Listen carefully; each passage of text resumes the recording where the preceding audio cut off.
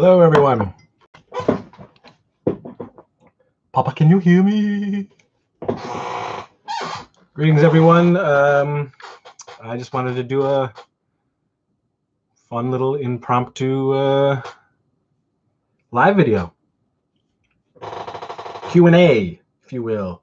If there's anybody out there who has some questions, some quizzes, who, want to hear those burning answers, figured hop on, see what we can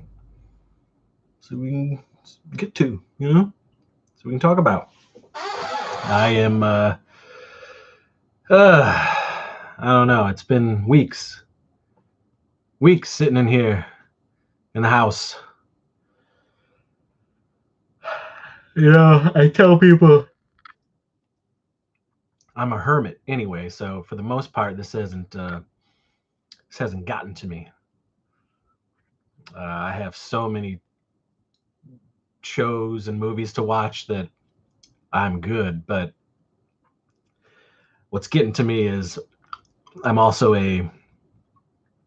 love my friends. I love having that geeky interaction. I always do events and marathons, and I have people over at the house, and that's been rough. I don't like this staying isolated within the family, which is fine. I mean, I get it. We're doing what we can to flatten those curves. Perish the thought. Hello, Ted. Hello, Tyra. Hello, thank you for joining me. Hope you have some good questions. How are you guys doing within this isolation? The crazy times we're living in? Doing all right? Getting good grades? The future's so bright? You gotta play Sade? Oh, man. So, yeah, they just got my wife the medical appropriate masks at her work, at her pharmacy. She had to wear a mask that was made beautifully by our friend Willow for her, but they finally got her in the pharmacy some masks. Taking a while. Tara, you're still essential. You got your shades. I'm doing great, but I'm silly. Yeah, my kid is not dealing with it as well. There was a couple days there where he was going through some rough times there, emotionally, I think, because he's a very social 13-year-old. He has a crap ton of friends. He's got his own group, so it's been tough for him to not be out and be doing stuff with his pals. So it did get to him, and he kind of broke down a couple of days, which was rough to watch. But we talked with him, and he's feeling better. And we shot that funny, He-Man video that's up on the channel. That's something that I've wanted to do for a while, just a dumb, weird He-Man thing. And a couple weeks ago, Riv and I were talking about it, and he was like, well, as long as it's really dumb, Dad, I want to do something dumb. So I said, okay, I think we can do that. So we went out and shot something dumb. Staying creative. John Smith, Monster Squad forever. Okay. Tyra, glad to hear that your wife has her mask. Yeah. Tom, hey bro, I didn't know you were going live today.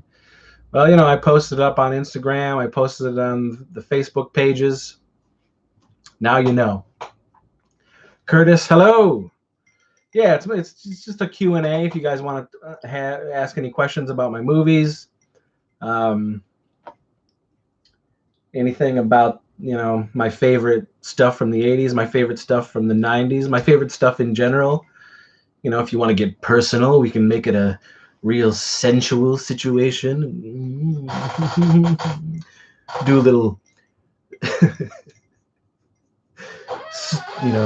strip Q&A.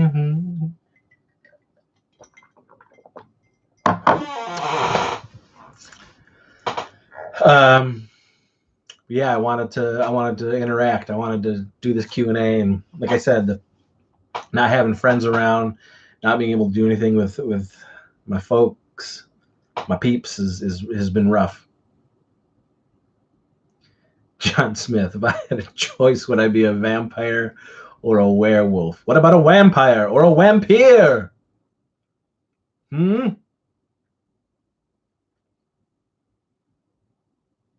I'd probably want to be a vampire.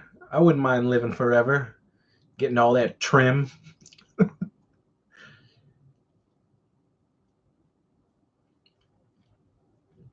That's what I strive to do, Ted. I strive to make people piss.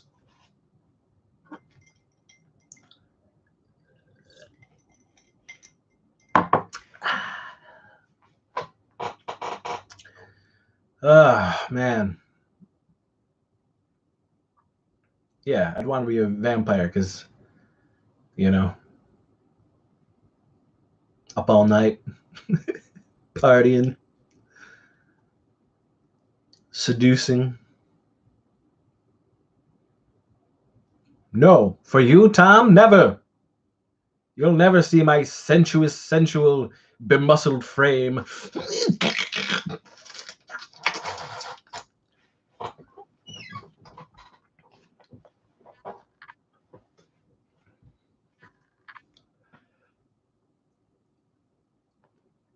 I wouldn't be either Dracula or Lestat. I would just be me.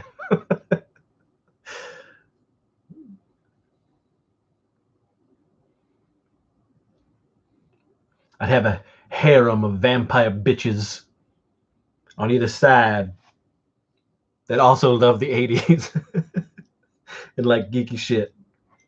You know, we could go pillaging for 80s goods and movies and memorabilia.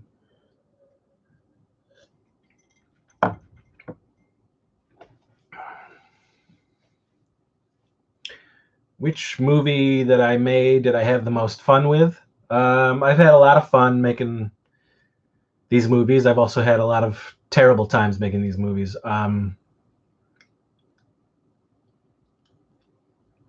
We always say the Karaoke Kid was the most fun, but I think that became a running joke just because Meredith wasn't there, so we like to rub it in anytime Meredith wasn't at one of the shoots. So we always say, "Oh man, Meredith, it was the best time. It was probably because you weren't there." Um, but I mean, Karaoke Kid was actually a really good time. Sex Squatch was a good time. Terror at Bloodfart Lake was a good time. Uh, yeah, it's up in Death o' Lantern. The first Death o' Lantern movie was a really fun time. So was Death o' Lantern 2. Happy Holidays. Um, Teen Ape Goes to Camp was all right. You know,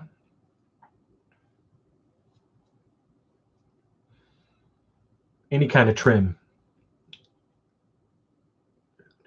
You're getting the eternal gooch. That's rough. John Smith. Yes, trim equals the vagina. Getting all that trim.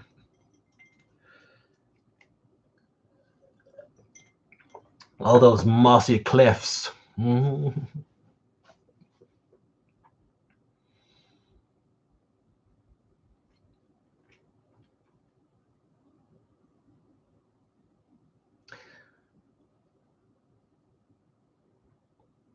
Yeah, what's going on with you guys, man? Have you ventured out? Yesterday I had to venture out. Luckily, we had some masks thanks to Katie's work. She's a pharmacist, so they finally got those masks for her. Freaked me out. she comes home at night, and I'm always washing her shit, and making sure it's all clean and disinfected. And yeah, but we had to go out yesterday because I had to get a car inspection. We had to do another 2 weeks worth of shopping for groceries.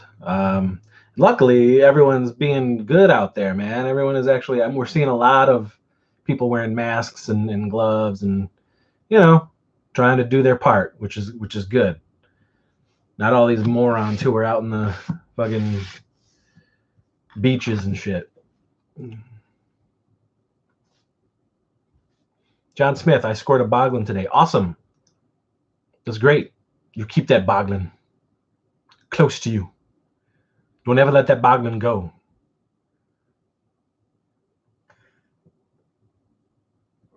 Tyra, well, that's a band name. Didn't you know? The Mossy Clefs? Yes, the Mossy Clefs. They do sexual reggae.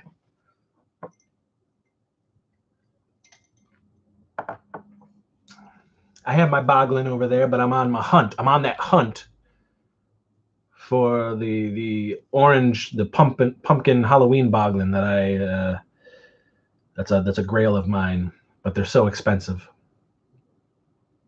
Well, that's good. Sucks no box, but that's good. You'll have it.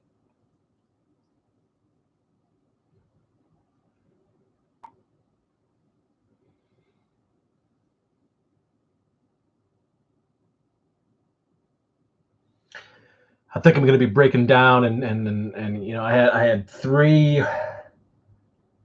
I wasn't able to go out, and I had 3 orders from just before this all sort of took place, and I wasn't been able to go out and get color copies for some of my sleeves that I don't have for these orders because they're not letting that portion, because it's considered non-essential. So I can't get those. But I think I'm going to try to get those together anyway, those orders out, and get them out as best as they can be, just to get them out. And I'm going to have to, I'm not making any money, which sucks. I'm glad that I have my mask now, and I'll put on my gloves and everything, but I'll put on that mask now, and I'll go to the post office because I have to. So guys, if there is anybody out there who wants to buy some of my movies, it's very limited due to the covers that I do have. And I can send a list of the movies that I have that will have covers that I can make for you guys, DVD, Blu-ray, what have you. But I have to kick back into making more money. I got word that my job might not open back up until June, which really sucks. So, my movies are pretty much the only way I'm going to be able to make any money, and I've held that off for a while because I don't want to go to the post office and don't want to deal with all this, but I have to make money. So if there is anybody out there who wants to maybe pick up some of my movies, or I might be selling some toys or some 80s ephemera that I don't need anymore, and nothing crazy, but who knows. But yeah, you can get a hold of me at warlockhomevideo@gmail.com, and I'll send you a list of stuff and things like that.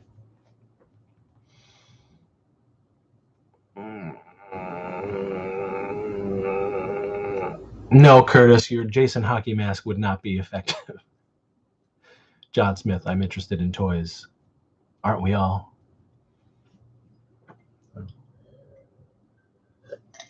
Believe me, it's nothing out of this beautiful 80s room that I'm getting rid of.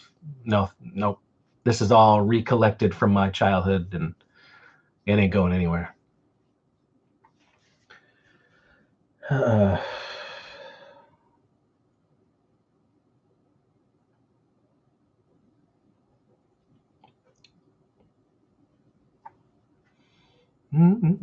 Any questions? Anyone? Everybody talking to me. Yeah, we'll see.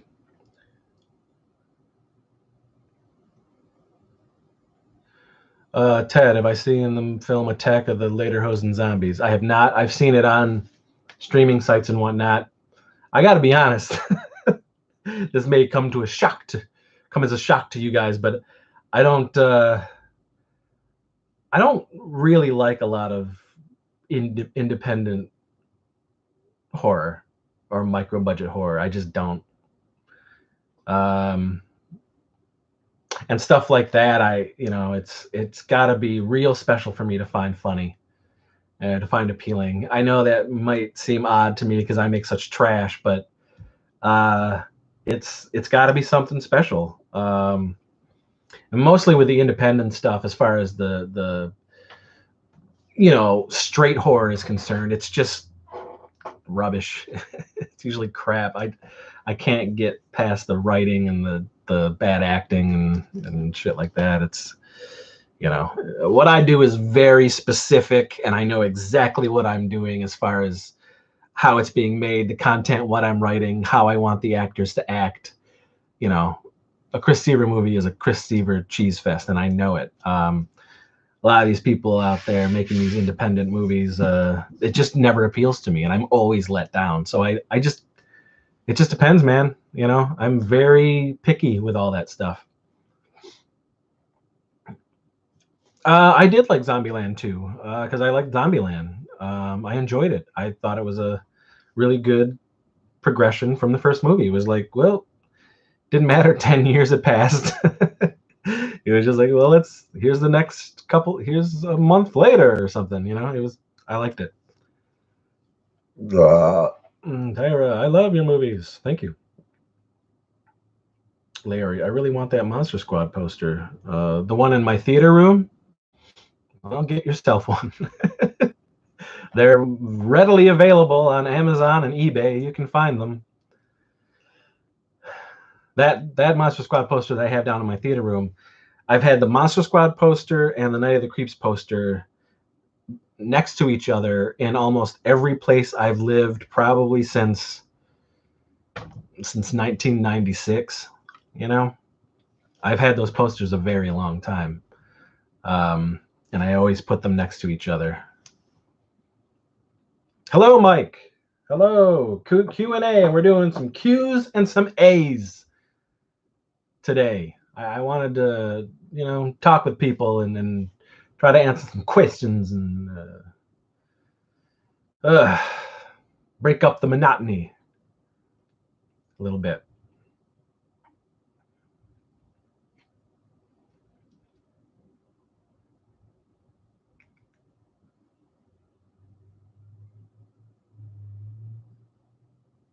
Yaniv. Hello, Yaniv. Hello, yo.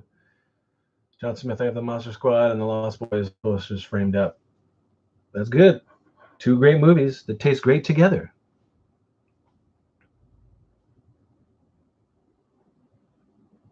Yeah.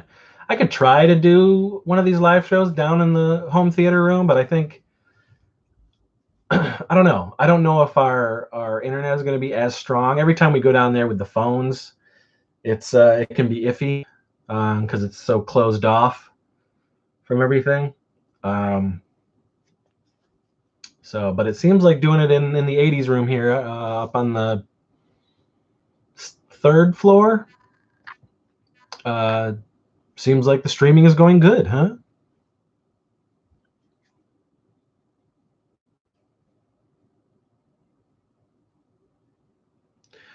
Q&A is good. Can we see some TNA? I would love to, Tell me. I would love to.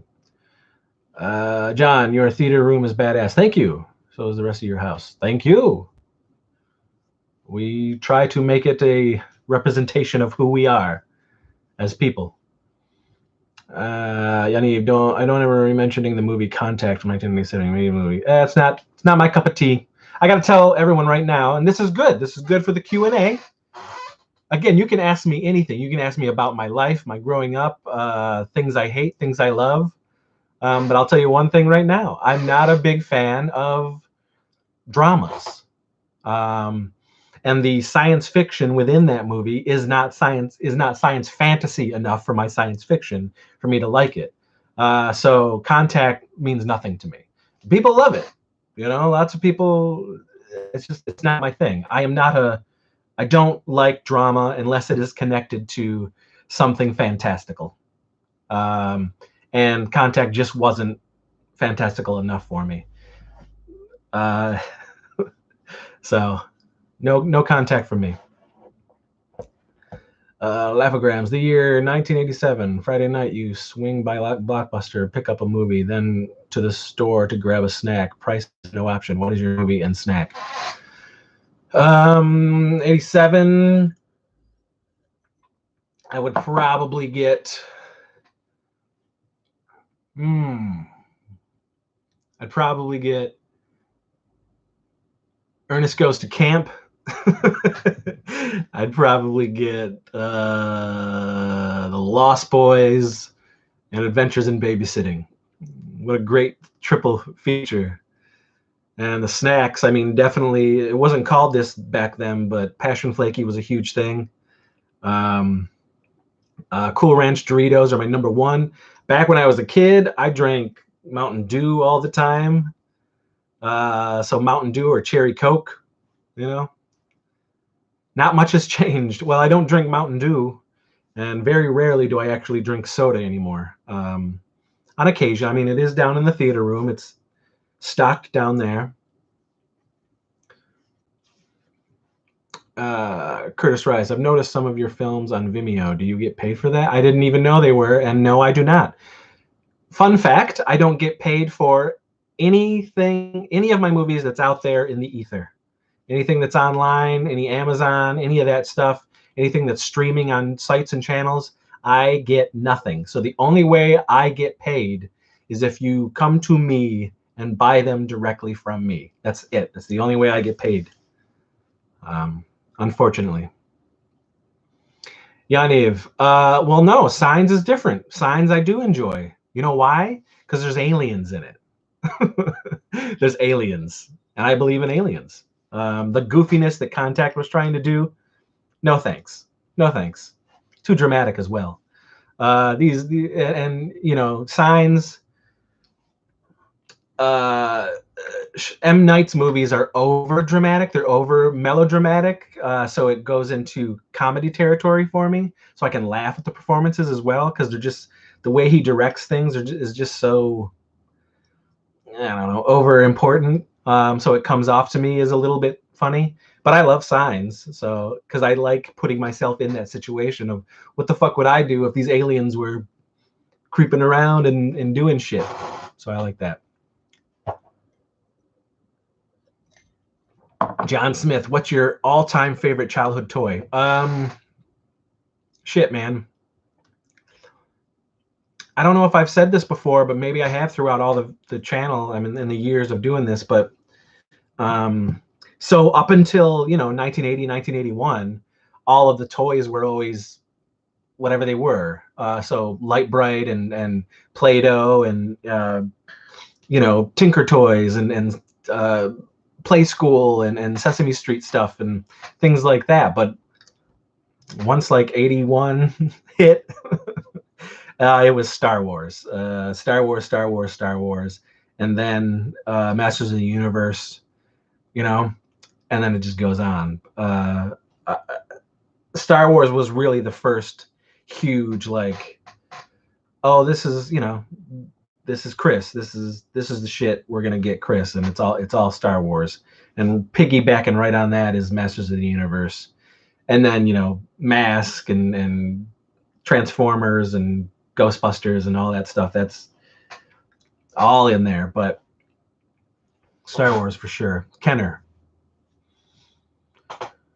Ben Moore, huge fan here. I just ordered Top Secret on Blu-ray. Good for you, Ben. Love that movie. Very underrated. Lots of people haven't even seen that movie. It's a great Abrams Zucker film. Beautiful. And truly a fantastic Val Kilmer performance. I prefer funny Val Kilmer. And, Yaniv, favorite animated movie from the 80s? Ugh. Hmm. That's tough because I wasn't the biggest. I mean, I love cartoons, but I wasn't like the biggest. Like, I'm not a. I didn't really get into Disney until recently. I drew Disney characters. My family told me that I drew a lot of like Disney characters when I was growing up because I also drew my own comics and whatnot.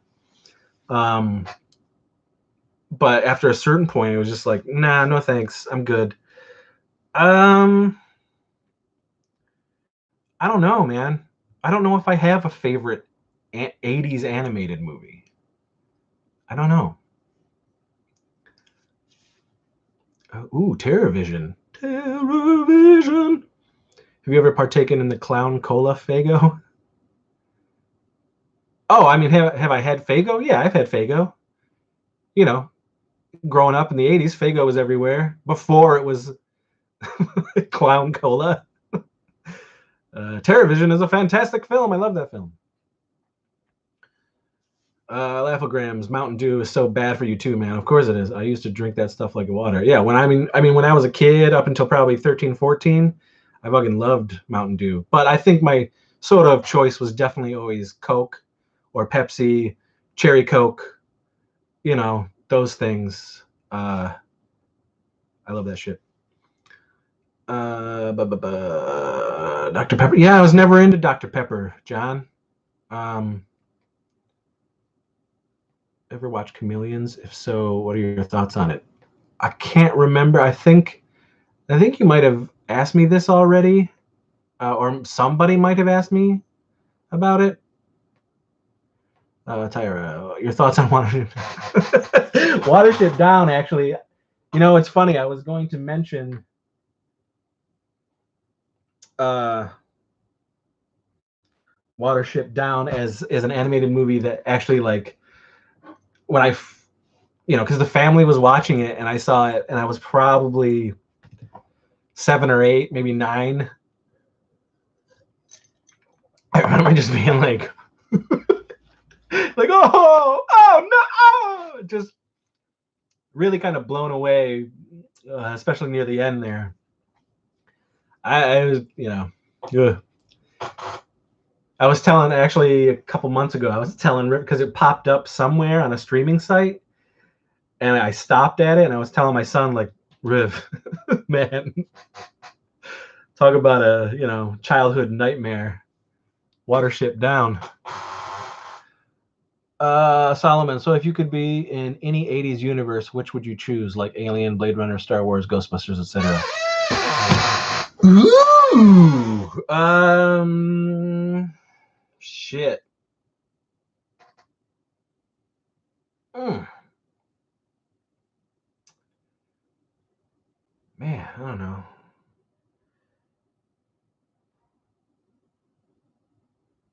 Man, I don't know. Probably, probably anyone that where they're having like a great time. You know what I'm saying? Like License to Drive, or Teen Wolf, Porky's, Police Academy 3, Zapped. The really fun scenarios. Kids out there doing stuff, going to the malls, and 16 Candles, the John Hughes universe. I would love that stuff. Science fictiony, yeah, Ghostbusters would be really cool. I would love to see that. Be out on the streets of New York and see the Ghostbusters run by. That'd be cool. You know. Yeah, I'm not sure if he was still on.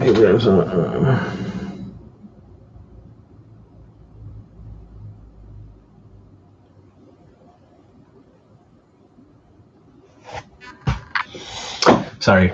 Let's see. Terrorvision. What SOV filmmakers do you like besides Todd Sheets and Todd Cook? Um,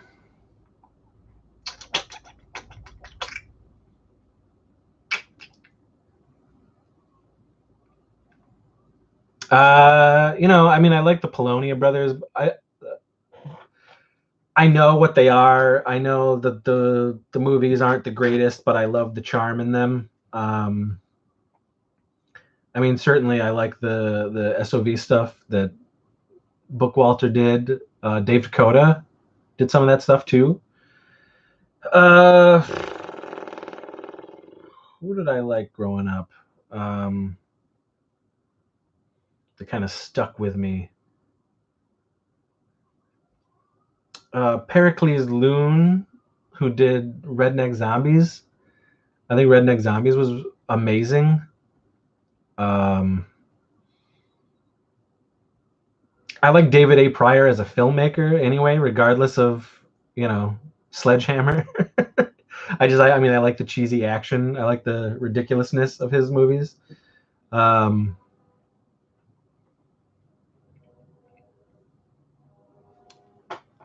Yanni, were you into 60s, 70s series like The Prisoner, the original Mission Impossible? No, I wasn't. But growing up in the 80s, all those things were reran. They were reruns. And I talked about that on the DVD list, the DVD collection, the video that I have, where a lot of that stuff, because it was always rerunning and on Nickelodeon in the 80s, I would see all that stuff like the Brady Bunch, Munsters, Partridge Family, My Three Sons, Mr. Ed, My Favorite Martian, things like that. And I enjoyed Gilligan's Island. I enjoy that stuff. That stuff is really awesome to me.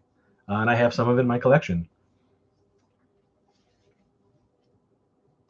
Curtis Rice, I haven't seen Rise of Skywalker yet. I'm still recovering from being hit by the SUV. Is it good? I love the Rise of Skywalker.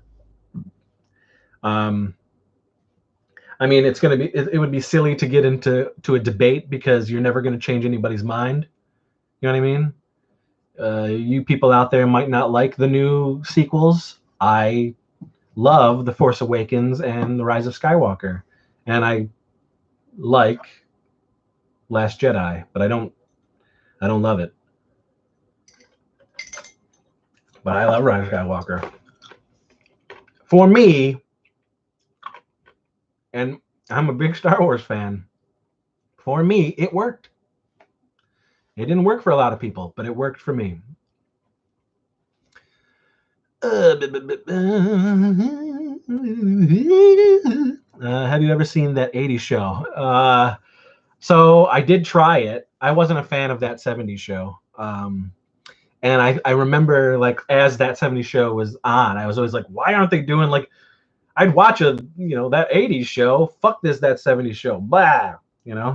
I was born in the 70s. I didn't grow up in the 70s. So I didn't really like that show. So I did try that 80s show when it started, and I hated it. I thought it was awful. I thought it was pretty bad. Hello, 2000. How did you get into Mask and Thundercats? The same way, you grow up with it. It's just, you see the commercials and you get hooked. As I said, I was born in the 70s, so my formative years was the entirety of the 80s. I grew up in the 80s, so all of that stuff was an onslaught of everything. So it was all being thrown at me, and I loved it. We had so much to choose from as kids growing up back then. So Mask and Thundercats were just ripe for the picking. It was okay. What toy franchise is dying out now? It doesn't matter because we're going to throw you 5 more, and one of them or 2 of them are going to stick, and they did. The cartoons helped, the commercials helped.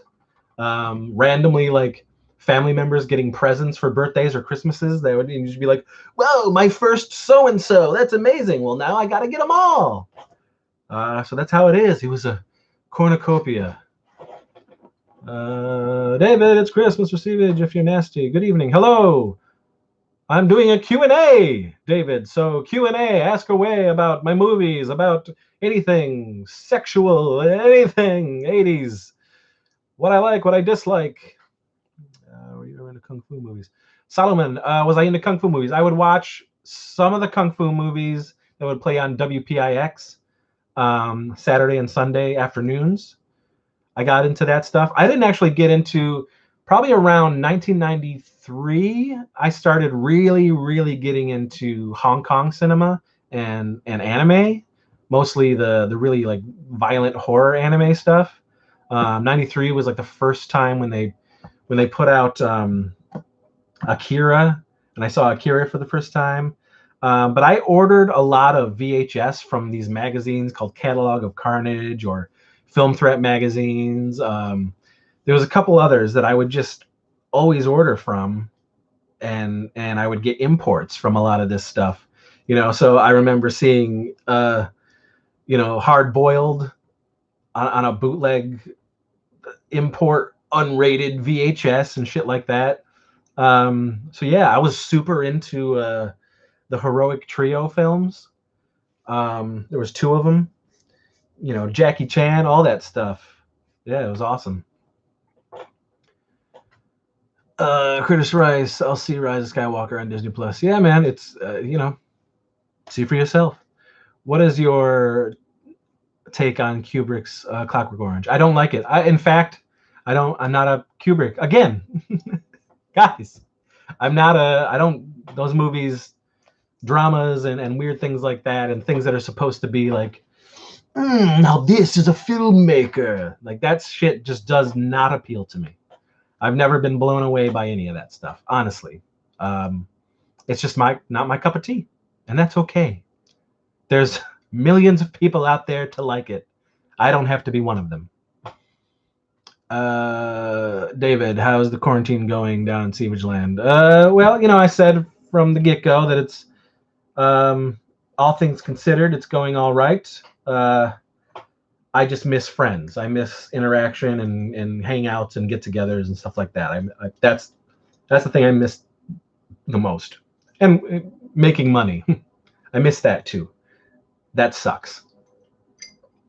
I don't like that my wife is out there being a pharmacist and being out there among it all, but luckily, she has the ship. She's got the gloves. She's got her masks now. We're noticing that more people are out there doing it as well, trying to flatten that curve. Hopefully all you guys are doing well. But I mean, that's another reason why I wanted to do this Q&A is some sort of interaction, regardless of, whether or not it's in front of my face or through the technology interweb. David, the real question everybody wants answered: when do we get to see the sequel to The Call? Rivers of Star in the Making? Yeah, we are gonna. It's not gonna be a sequel to The Call, but we are gonna make some more silly videos. It's something that, River. He's been in some of my movies here and there. He played a funny little dancing elf in the Weirdsies. He's had little cameos. He was in a couple times. He's in Geek War. Little things like that. We did a series that he did called Wiener Macaduviac. We did 2 of those where he's like this, crime fighter and people steal things from him, so he goes and kicks their asses. We did those. I posted those a little while ago, years ago. So we will do more stuff. He, his thing is he loves music and he's really he wants to make music videos, and, he's doing beats on his computer and all that stuff. And so who knows what he'll become. I'm sure whatever it'll be creative. He loves to dance. He's a really good dancer. But yeah, we laughed a lot. It was stupid. So yeah, we will. There's something that we've wanted to do for a couple years now, River and I, that we've talked about, and I think we're going to shoot that. So that'll be fun. Katie Elizabeth, hello. Hey, Chris, have you ever seen the movie Ski Patrol from 1990? It's so ridiculous, but it's my favorite. I have, and it's fine. I prefer Ski School. I actually have a framed Ski School poster signed by Dean Cameron up on my wall in the 80s room. I certainly love the parody and spoof and absurd humor, for sure. I just think other movies have done it better. And Ski School isn't one of those movies, but I'm saying I love the Zucker Brothers. I love absurdity. I love Monty Python, things like that. I love that type of stuff. So, don't tell Ted I don't care for Clockwork Orange either. Hey, man, opinions. It's okay. It's okay to not like something. Solomon, I love watching Geek War. I didn't even notice him. Watch it again, Solomon. My son was like Geek War. Let's see, he was 4 years old when we did that movie. He's 13 now. He makes little cameo appearances in that.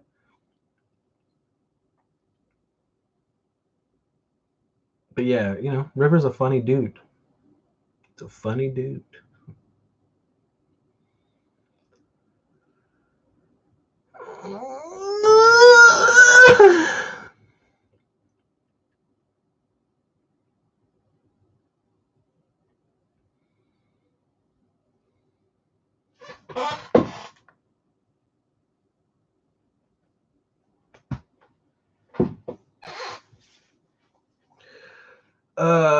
Oh, David, I didn't watch that. I did not watch the Teen Wolf TV show. That's not for me. That's not my Teen Wolf. So no thanks. Mike, do I like Terry Gilliam movies? In fact, I do. Not too many, but I do like them. I am a fan of his animation for Monty Python. His random little, cameos and whatnot in the Monty Python stuff. Sorry, guys, my wife is.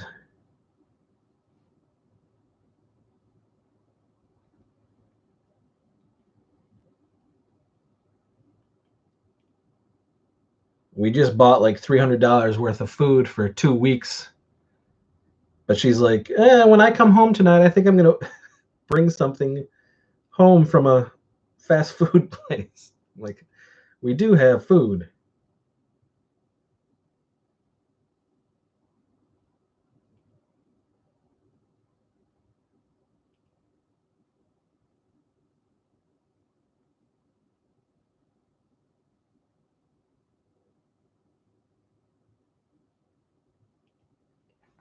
Sorry, guys. Let's see. So, do I like Terry Gilliam? My favorite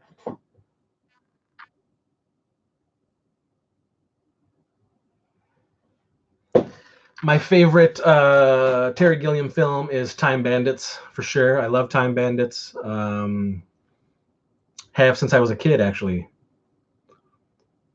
Solomon, are you still taking members for the Discord? I tried looking for it, but when I did, it said I need to invite from someone else. Solomon, I'm not really on that Discord anymore. There was just nothing happening on it. Nobody was talking. So I just, let it go. You can talk to me here. Katie, I still need to see Ski School. I know I'll love it. I hope so. It's a different beast than Ski Patrol. That's for sure. Laughograms, what's the first thing you plan on doing when this whole thing is over? Well, I hope going back to work, and then gradually planning events to hang out with people. Having slow get-togethers. So probably that. You're gonna hit up some thrift stores. Mete Juan. Hi. Ted, how about Ice Pirates? I saw it maybe 3 times growing up, and it didn't do anything for me.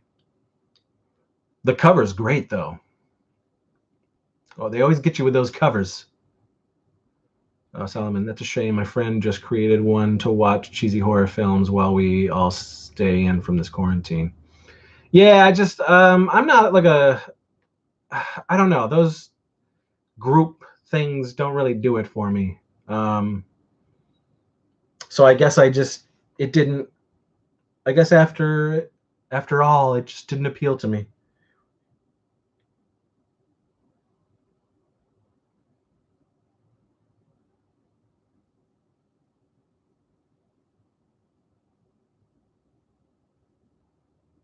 Sorry, she's.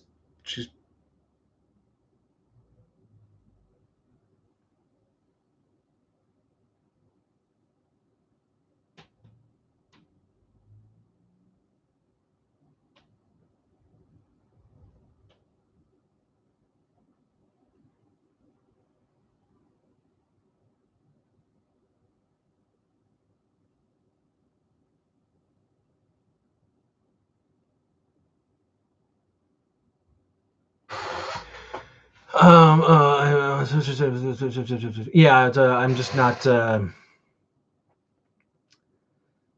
Yeah, unless it's my buddies, and then we all kind of like watch something and poke fun at it, or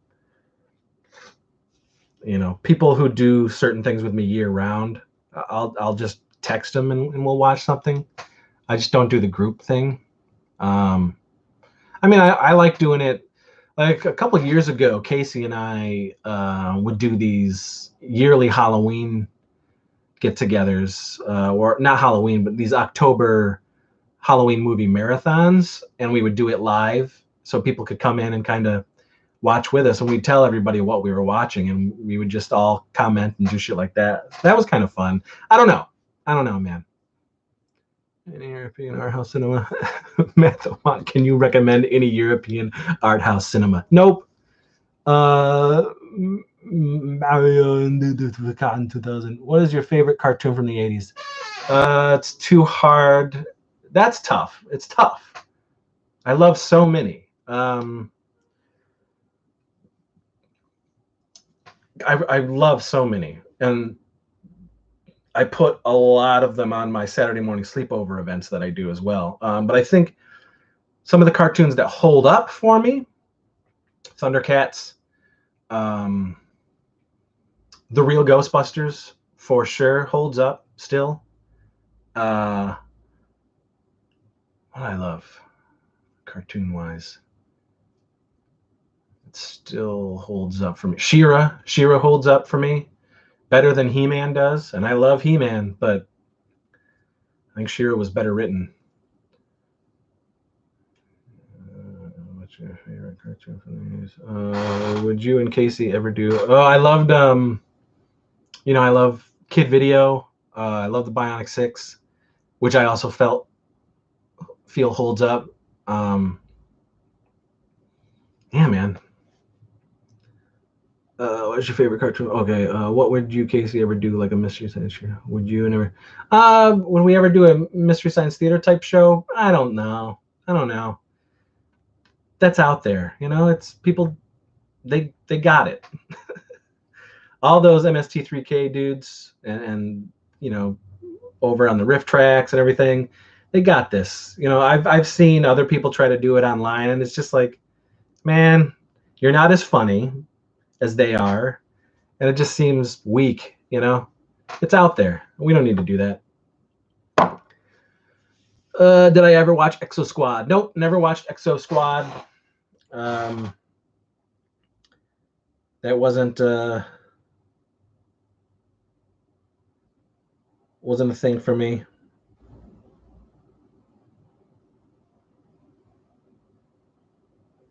I know there was the toys and all that stuff and cartoons. That was at that point I was like 16, 17 years old, and while I was still watching cartoons, and it was mostly what I had already loved from the 80s, and there wasn't a lot of 90s cartoons that were coming out that I liked. I mean, I loved Ren and Stimpy because it appealed to my sensibilities and stupidity. But by that time, for sure, I was definitely into more of the other than the '80s cartoons that I had already loved and was rewatching in my teens. I guess maybe Batman the Animated Series was really a show that I liked a lot because of the writing. Did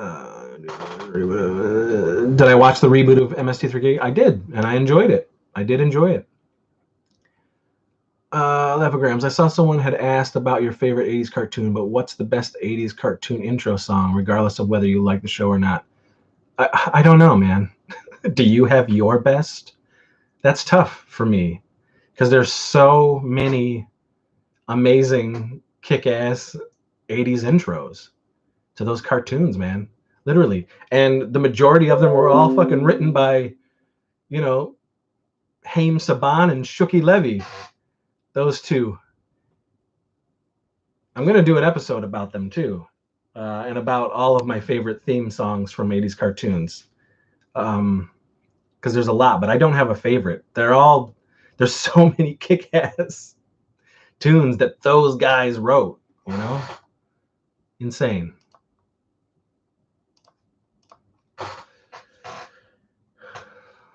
You like dinosaurs? Dinosaurs. Dinosaurs. That was the lyrics. That was it. But I like that cartoon. I thought that cartoon was great too.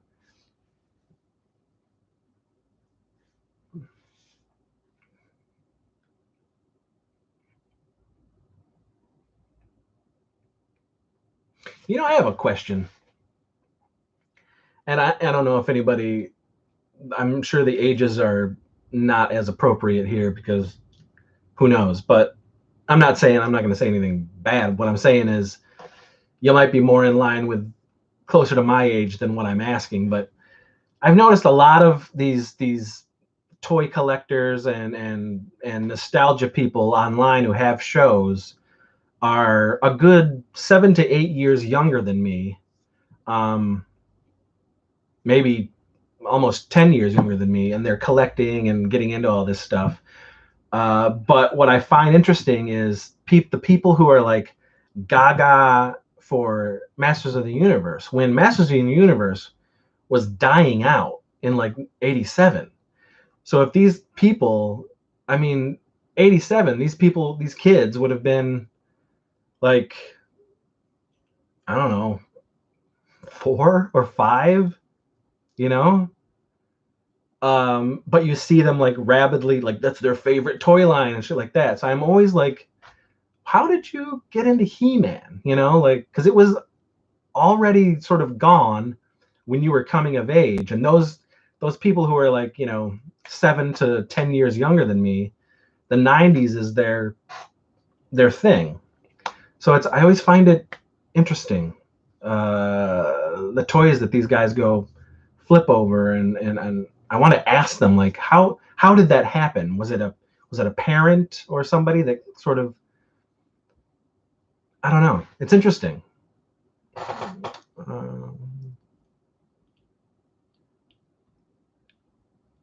The first series I bought on DVD was Land of the Lost from the 70s. Have you seen it? Yep, I've seen it. Yeah, thanks to those reruns growing up. You know? And then they made another Land of the Lost, I believe in late 80s or early 90s that I remember as well.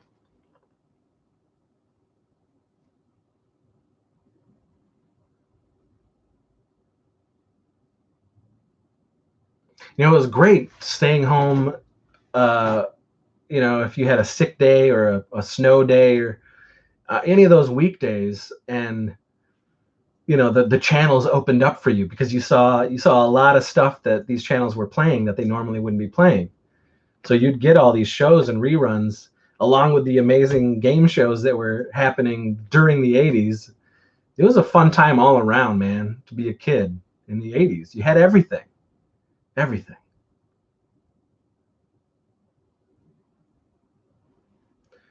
Not gonna lie, I graduated in '87. I was more into boys. So yeah, you know.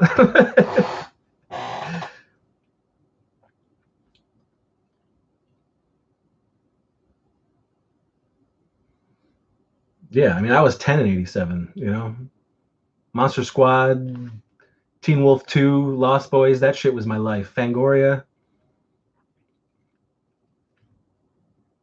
But I mean, He-Man, the Masters of the Universe movie. I came out of that movie with my friends, and we were just like, "What the fuck was that?" Well, I like the movie now. I actually really enjoy it as I got older. But as a kid, and you grow up with all those toys and the cartoons and everything, you go see that movie in '87. Just like, that ain't He-Man. Where's Orko? You know.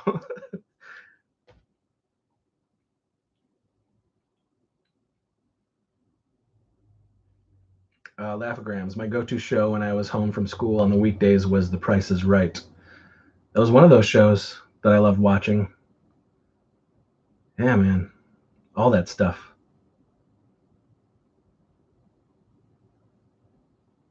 And then in the early '90s, you had like Supermarket Sweep.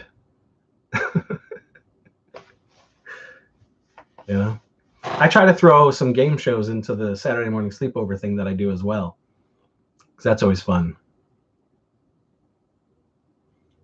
Tyra, oh yeah, Timmy Capella, the sex guy in the Lost Boys, was hot. Sure, if you go for that glistening, bemuscled ponytail, hip wiggling Lothario vibe, sexy sax man. I'll still believe.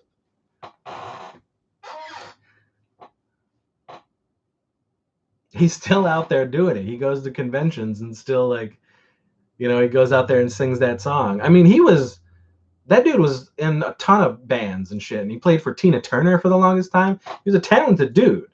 It's just, Lagrams. I never fully got into He-Man until I was older, though. I was born in '83, so by the time '87 rolled around, I was barely into cartoons. Yeah, see, like, but you aren't one. You're one of those people who just He-Man didn't do anything for you. But I don't know. It's very odd to me, you know, very odd. Solomon, was there ever an '80s movie that you wanted to like but just couldn't? Hmm. I don't know. I mean, there's lots of '80s movies that I don't like. Uh, um, I think there's more modern films that I've tried to watch over and over again and still can't get into them. I think, I've tried more with the modern stuff than I did growing up, '80s wise.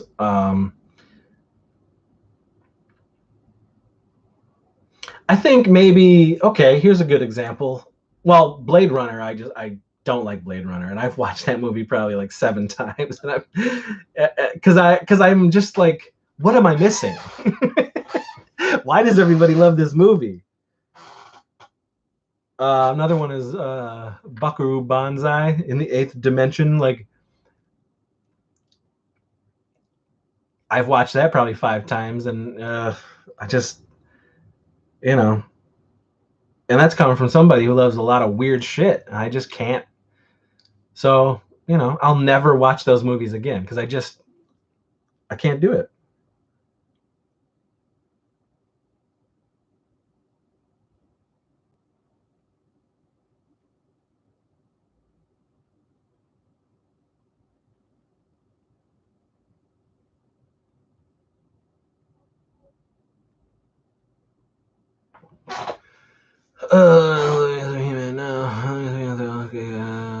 Hello, what is your favorite toilet paper brand? Neither. I enjoy socks. I use socks. You wipe and wash. You don't have to say goodbye to them. you know, you use the puppetry, toilet puppetry. You just plop the poop, wash up the sock. All done. You can use it again.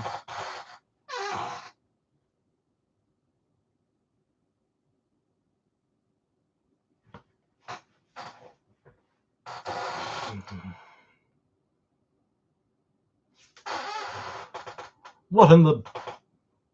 What's this? Do I think toilet paper will be a world currency? No!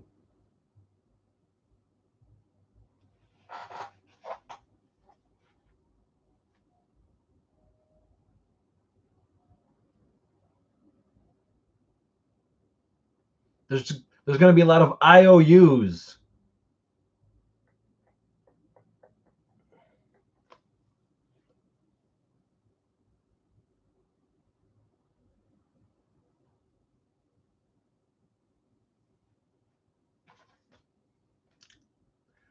My wife just keeps... What are we going to eat when I get home from work? Got to order something. Again, we just spent $300 on 2 weeks worth of food. After Fright Night, what is your favorite 80s horror movie? Well, yes, people who don't know, Fright Night 1985 is my favorite 80s horror film. What would be right after that?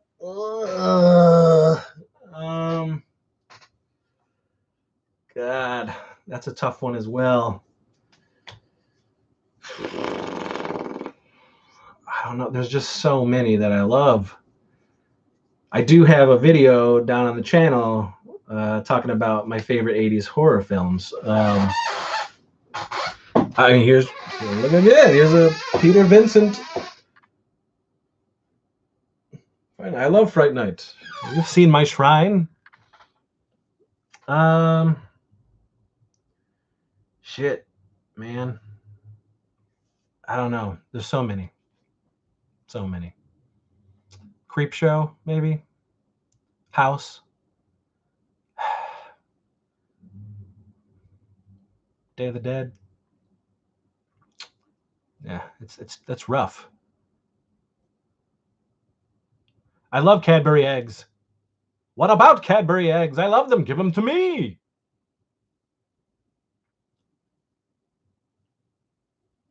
Tales from the Crypt, the 89 television show based on the comics, or the 1970 something movie Tales from the Crypt. I didn't like the movie, but hell yeah, I loved the show.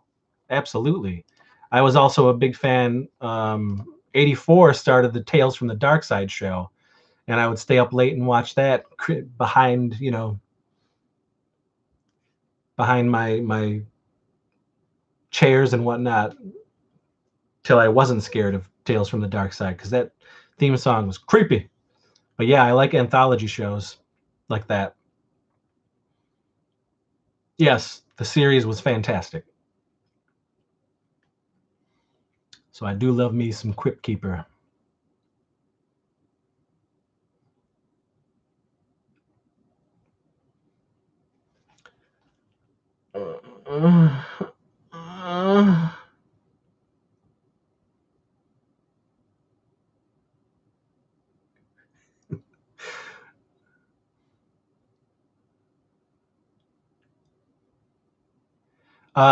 Do I like Weezer's versions of Take On Me in Africa? I do not.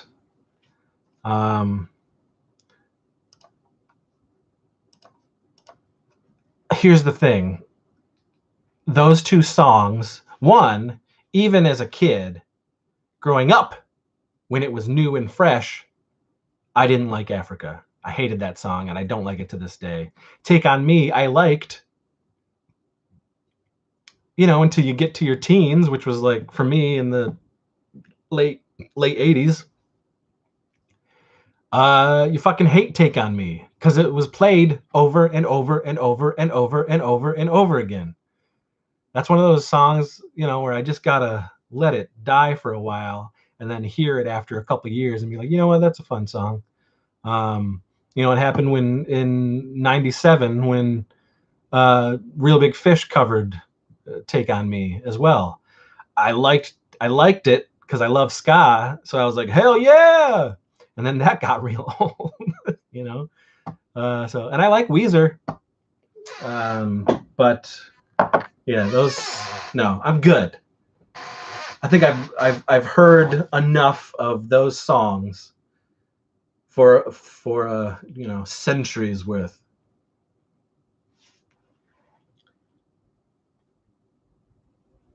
Um,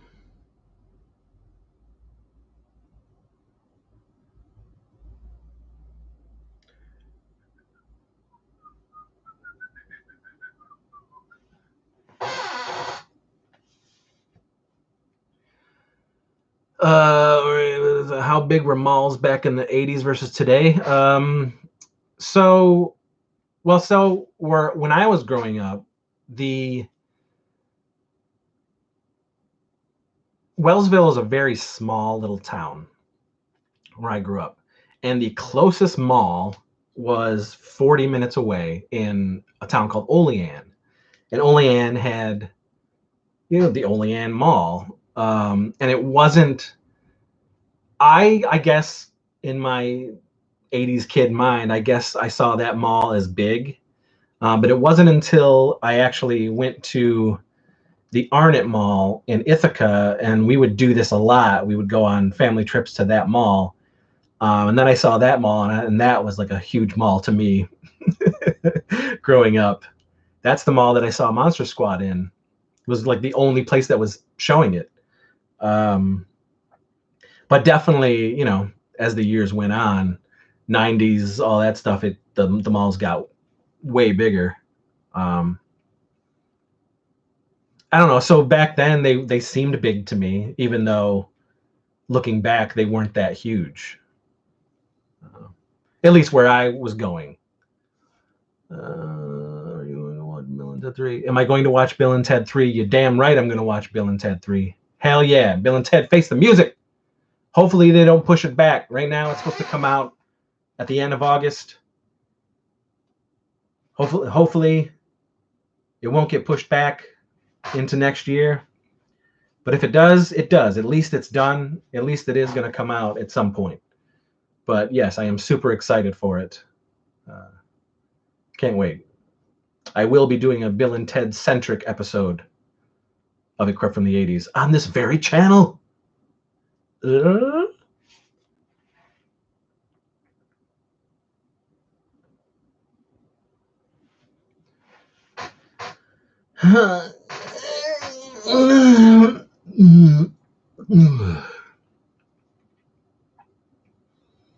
Questions, quists.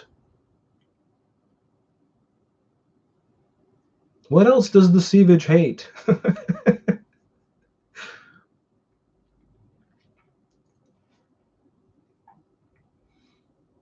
at him. He's always looking at me.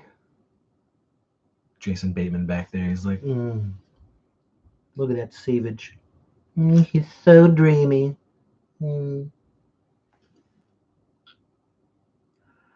Salomon, were you ever into video games or arcades? So I am going to be shooting a video game episode. I liked them, but I wasn't cuckoo for them. I definitely was an outdoor kid. I played with the neighborhood kids. I would do fake, movies. I was shooting movies from the age of 7. I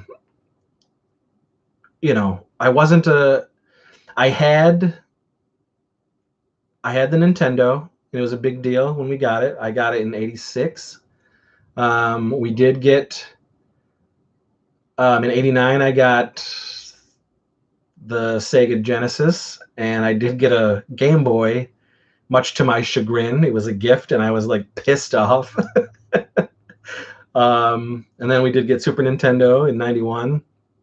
So I did have these systems, and I liked some games. I'm not going to say which games I like because I am going to save that for our video game episode that my wife is going to do with me. But So growing up, we didn't have an arcade, but we had the skating rink, which had arcade cabinets in it. And then we had a place called Pizza King, which also had arcade cabinets in it. And my favorite arcade game was Miss Pac-Man. And so it was one of those things where one of these days when I'm a grown up, I'm gonna have a Miss Pac-Man arcade cabinet in my home. And sure enough, last year I got a Miss Pac-Man, an authentic Miss Pac-Man, which is down in our theater room, and it's awesome. What do you think of the new Amazing Stories? All right, okay. I'm all for it. I have to watch it. I love the original Amazing Stories. It was a fantastic show. Lots of people don't know about it when I talk about Amazing Stories to them. But man, if you were a kid like me, who was a geek living in the 80s, Amazing Stories was amazing. But I do want to watch those 5 episodes. And I will get it. Did you ever watch any WWF matches? So I do have a WWF episode down in the channel where I talk about my 80s memories for WWF. And my favorite wrestler was Roddy Piper. Still is to this day. And I preferred 80s wrestling. That was, once it hit the 90s and on and on and on, it was gone for me. I watched WWF. It was Saturday after all the cartoons were over, and then I would watch Glow as well. And I'm just now sort of getting into the modern stuff, finding the people that I like, because I much prefer the shtick in wrestling than I do the actual wrestling. Although I'm finding, while seeing a lot of this modern stuff, I'm finding that the athleticism and the craziness that they do is very appealing to me as well. So, but I mean, if you were growing up in the 80s, you were bombarded with WWF. It was just everywhere. It was a huge, huge thing,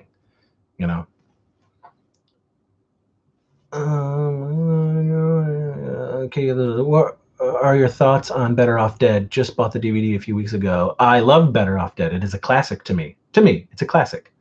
I've probably watched that movie, at least once a year for decades. It's a great film, man. $2. Lloyd Dobler. Tyra, as a gamer, I'm looking forward to the episode.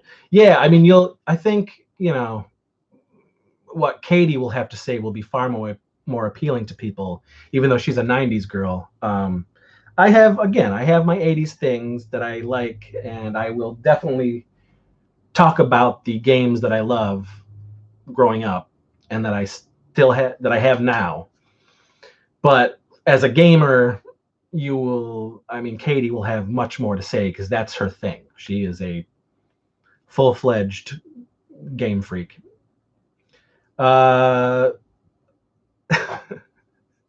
Back to the Future or Indiana Jones. Why would you even pick? They're so amazing. It's all amazing. Back to the Future is a perfect film. To me, Temple of Doom is a perfect film. Full-on fake double and everything. But they're amazing films. Love them to this day. Watch them every single year. Sorry,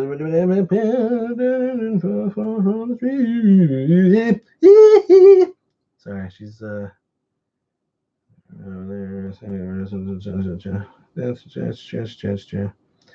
now she wants Chipotle.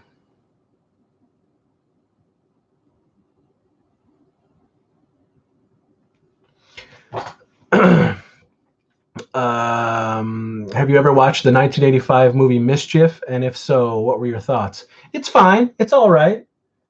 The poster is hanging up right there in the 80s room, behind Weird Science and Thundercats and Karate Kid and Bill and Ted's Excellent Adventure. But it's on there. I don't think it's one of my favorites, but I remember having a decent time with it. That's one of those, I'm 12 years old and I'm renting as many R-rated comedies, or what I think are R-rated comedies.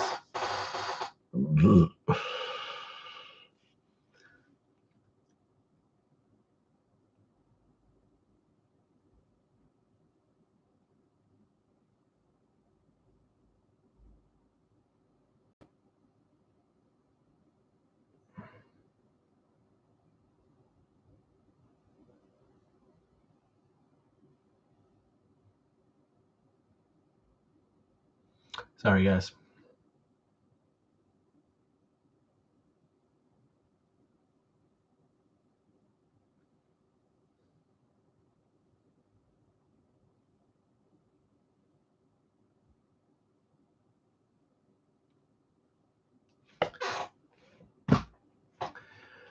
Where are we? MacGyver versus Michael Weston. I don't know who Michael Weston is, but I love MacGyver.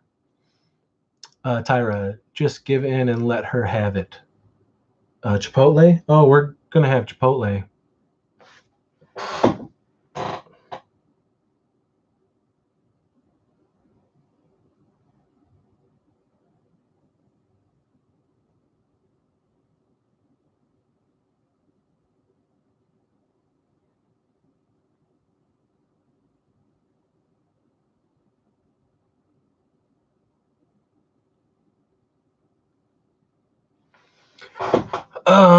Okay, or to use National Lampoon versus Police Academy.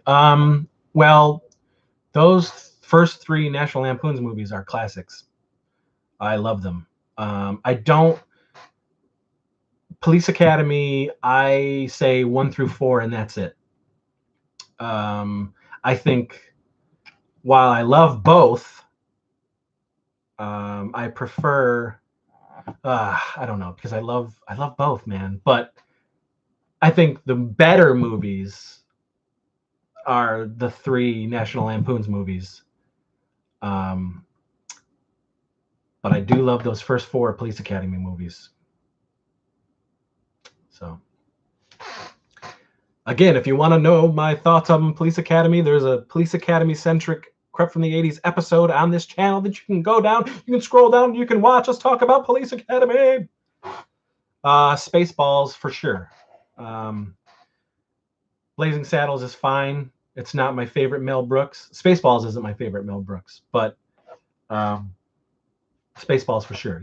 That was a going to the theater experience and watching it and laughing my ass off, and then pretending to make a sequel at home with neighborhood friends on my video camera. So.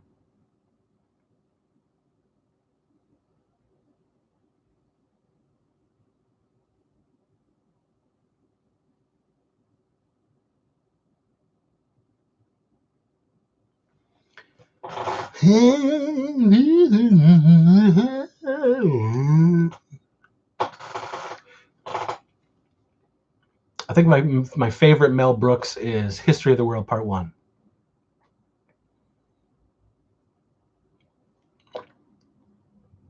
I love Beverly Hills Cop. Yep. I love 1 and 2. 3 is it's okay. It's okay. But yeah, those first 2, chef kiss.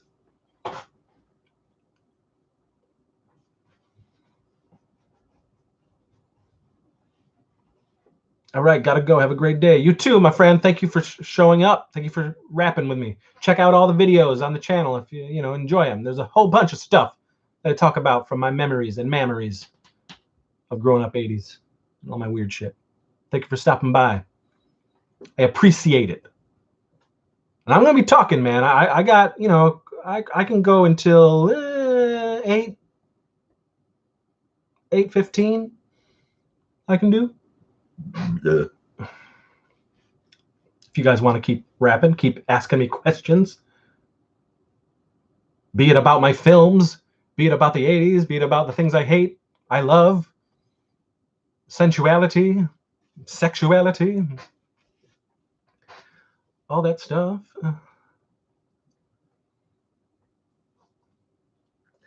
Getting parched.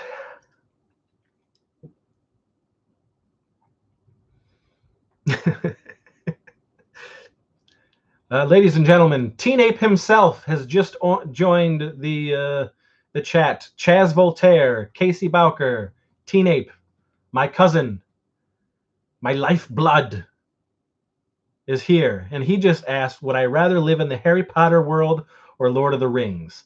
I love them both. Love them both.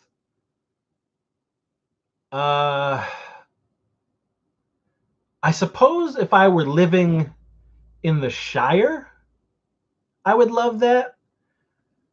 But so much of the Harry Potter world is also really magical, so I don't find the Harry Potter world as dangerous as Lord of the Rings.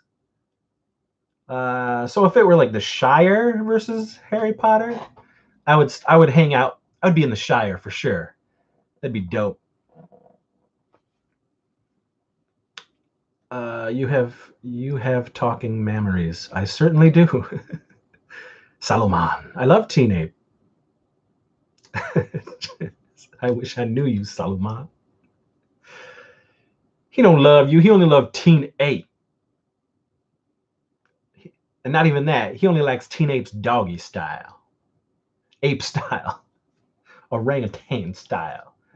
What's the deal with oranges?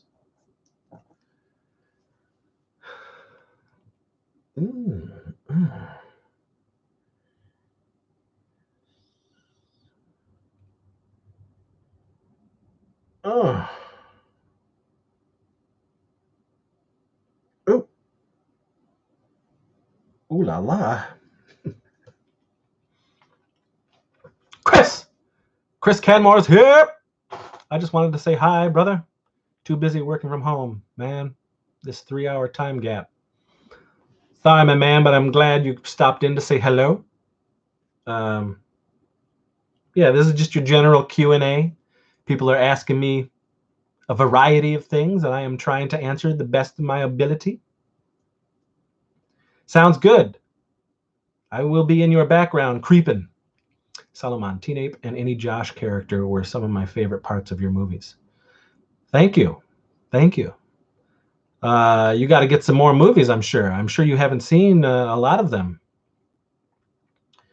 I'm telling you, guys, I need to make money. So if you guys want to buy some movies, it's really going to help me out. I can give you a list of what I do have here available that I can ship from my house and not have to go and make color copies and things like that. And because I'm not able to do that. And that's why I had to stop selling the stuff for a while. And because my wife didn't want me to go to the post office because of all this stuff. But now I've got gloves, I've got masks, it's all good, and I can try to get some of this stuff out.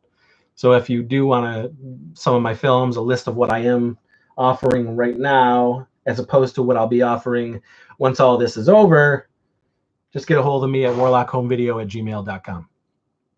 Chaz, Casey, if Michael Jackson was alive, how much would you pay to see him in concert?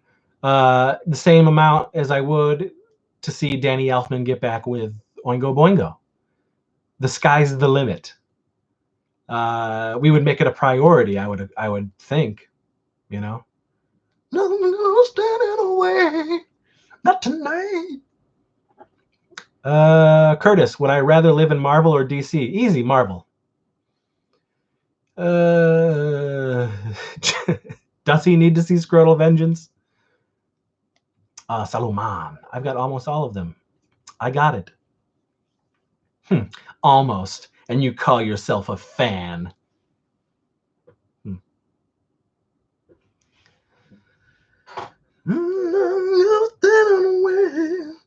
Not tonight.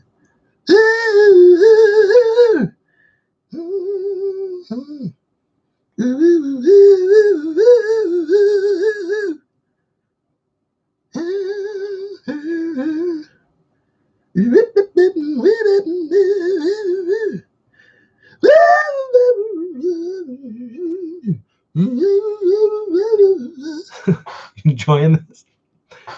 Oh, let's see if I can list what I got in under 200 characters.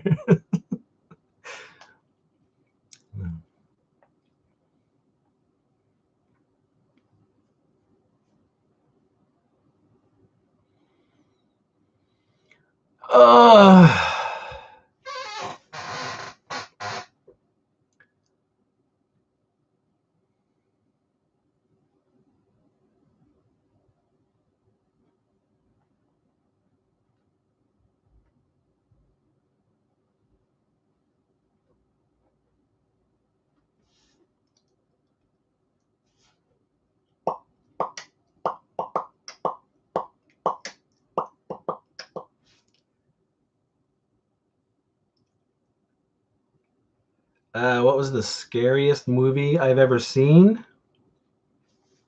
From Tyra. So when I was a teenager and up until recently, the movie The Beyond scared me, and that's because of the what the fuck is going on aspect of the film, the score, the atmosphere, the sound effects. It just really creeped me out for the longest time. And it's my favorite Fulci film. I love The Beyond. But I recently saw it with Fabio Frizzi, the composer of the score, live with his band, and watching it with a group of people in a giant theater with the band in front of you. Honestly, I laughed more than anything. There was nothing scary about it anymore. So maybe it was the setting or when I first saw it as a teenager. But yeah, I don't know. You know what also scared me? I don't get scared a lot, but the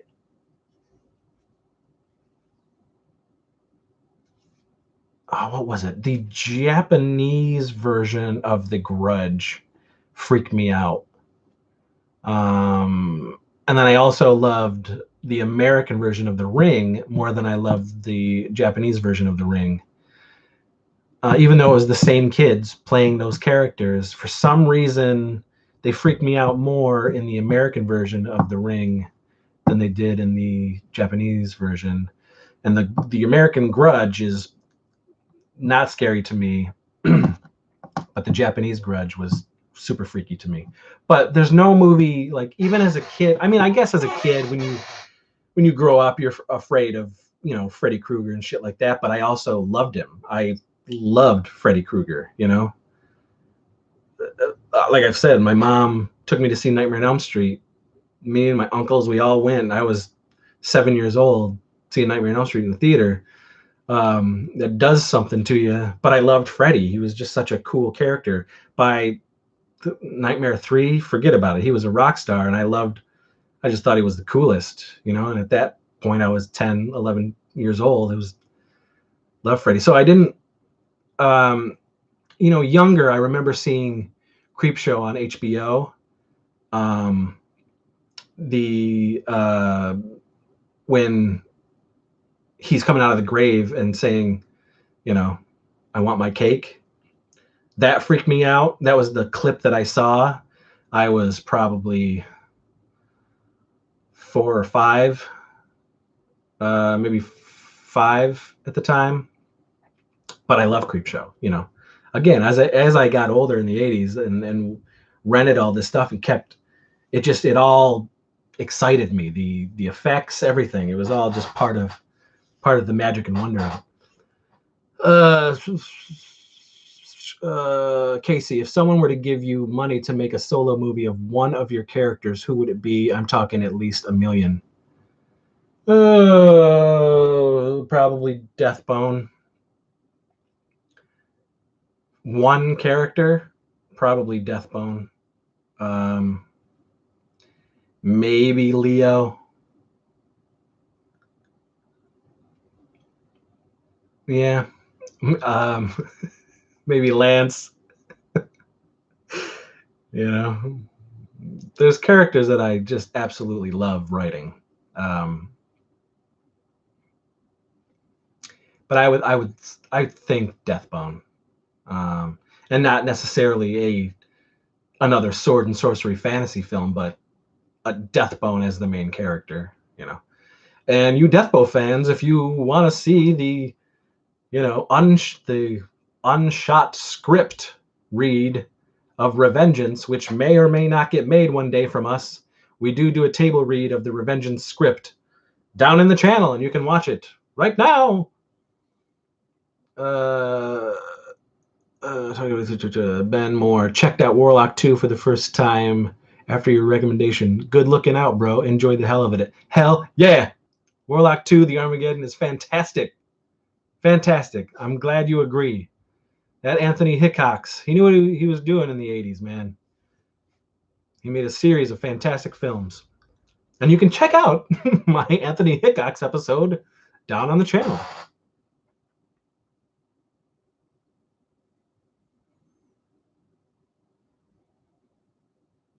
Too many horror movies. Why don't you use your real life persona on here? Director Chris, you've made some amazing movies. Thank you. This is my real life persona? What you talking about? Warlock 1 and 2 are solid. Hey, how Jock DeQueef doing these trying times? Oh, Jock DeQueef. Well, I mean, he's in a home right now.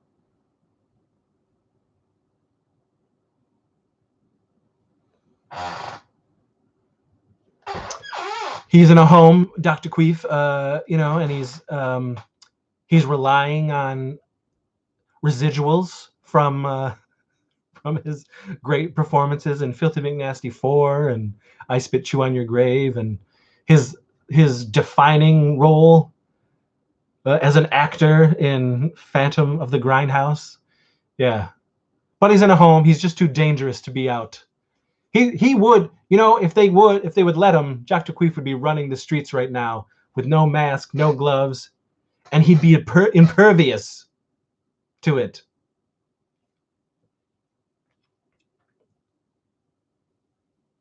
I'm not sure if you got the emails, but our TeePublic stores are on sale this weekend. Yay, 30% off. Every fucking week they're doing 30% off over on TeePublic. Folks, if you want to get some Crept from the 80s or LBP Warlock merch, as far as shirts, pillows, drink cups, phone cases, all of that stuff, you can go to tpublic/user/low budget pictures, or no, it's it Crept from the 80s on TeePublic, and I've got there's about 13 different designs now, and there will be more. I'm going to be working on some more, and Laughograms will be working on those with me one of these days. Why don't you release stuff on Blu-ray? Sex Squatch is only on DVD. No, it's not.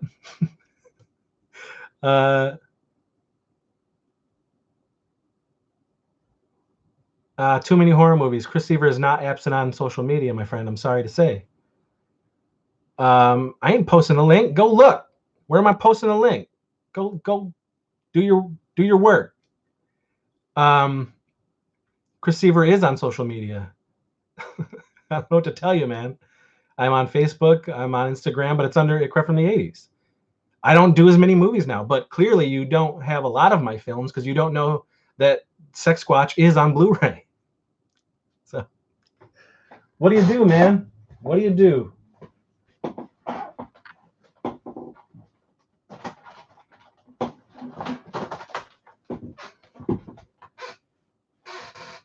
My film Evil Night, the remake of Todd Cook's Evil Night, is on Blu-ray. My film The Weirdsies is on Blu-ray. The Blue Cheese Brothers is on Blu-ray. Sex Squatch 1 and 2, Blu-ray. Death O' Lantern 1 and 2 on Blu-ray. Death O' Lantern the remake on Blu-ray. The Stoinky Saga on Blu-ray.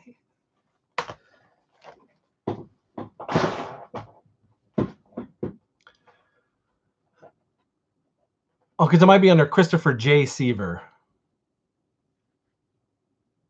But I mean, my Instagram is Crept from the 80s. But this channel, I mean, this channel is Crept from the 80s, and I have some movie stuff on here as well. But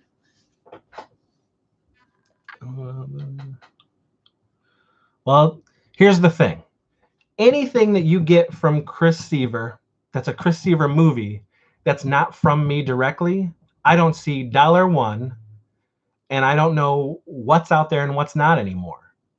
Because those companies that own a lot of my films just spread it out and sell it to all sorts of different places as far as online and streaming and things like that. I don't see anything. So if you want to get stuff from me that is actually supporting the filmmaker, you just get a hold of me at warlockhomevideo@gmail.com. And I got a list of the things that I offer, and it's a lot. So it's over, I've made over 60 films, and I offer 46 of those films. So I saw a teenage fleshlight on TeePublic. I'm sure you did. I wish. We got to be making that money, you know? What I think would be cool if somebody, if we were able to make action figures, like He-Man style action figures of LBP and Warlock characters. That would be great.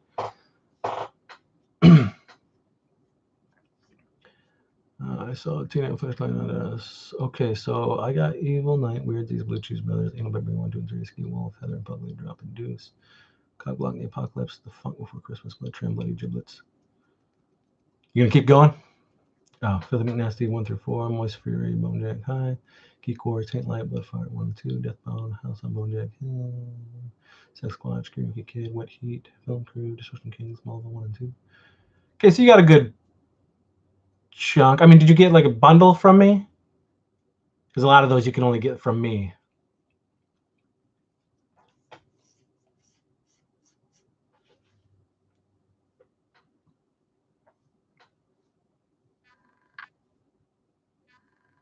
Yeah.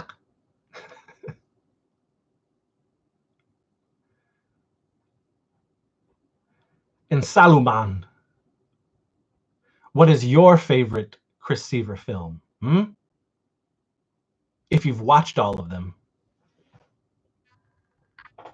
You got about 5 good ones in that list. All right, okay. Do I get paid from any of the Amazon Prime stuff? Not at all. Nope. That has 0, because I am not the person responsible for putting that stuff up there. That is the companies that own some of my films that do that.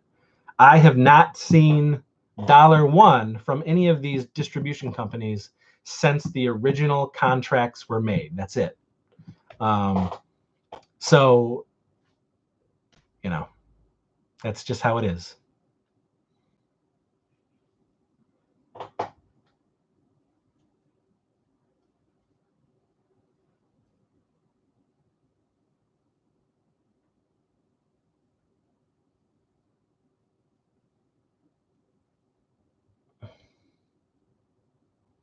Too many horror movies. Blood Fart Lake 1 is easily the best. I love Blood Fart Lake 1. But have you seen all of them?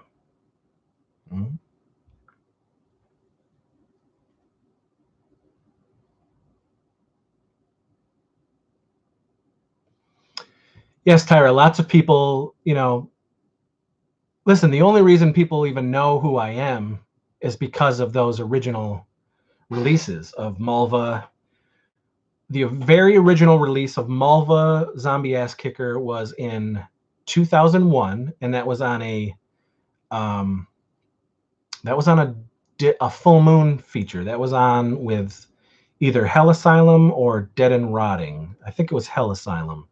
And then Filthy McNasty 1 was either Hell Asylum or Dead and Rotting with the Full Moon movie.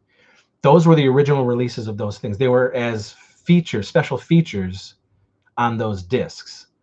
It wasn't until 2003 that Tempe Entertainment put out the Malva Zombie Ass Kicker / Filthy McNasty double feature DVD.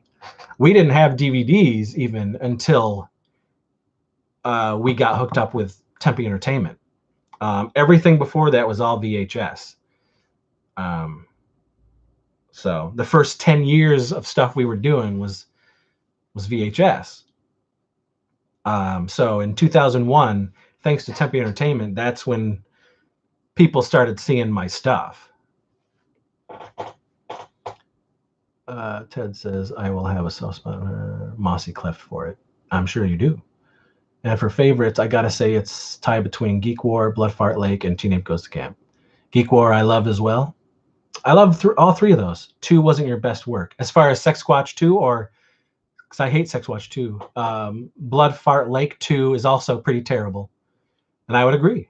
You'll come to, if you keep, checking out, if you keep watching or get more of my movies and listen to commentaries and things of that nature, you'll know that I hate most of my movies. And that's a lot to hate. I like, maybe 10, 15 out of 61. I don't have that I could add. I'll take it up. Solomon. I'll have to look.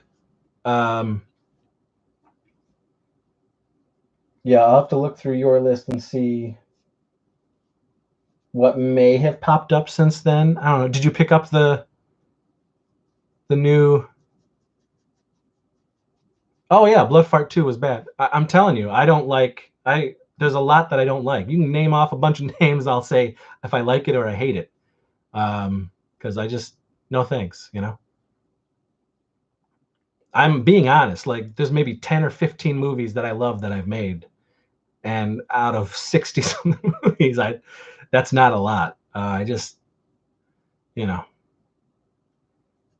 that's coming from somebody who knows exactly what I'm doing. As far as I know the types of movies I'm making, I know how cheesy they are, how low budget they are, how chintzy and silly and absurd they are. I know exactly what I'm making. But even in that micro budget, absurdity world, you can hate the stuff that you do, and I hate a lot of it, and I wish a lot of that stuff wasn't available anymore. Just because, not because I don't want people to find it. It's just like I wish the stuff that's more accessible to a broader audience would be out there. However, someone might love Blood Fart 2. You know what I mean? You just never know. I absolutely hate Quest for the Egg Salad. There's so many movies that I don't like, but that could be somebody's cup of tea out there. So you just never know. One man's poop is another man's chocolatey goodness.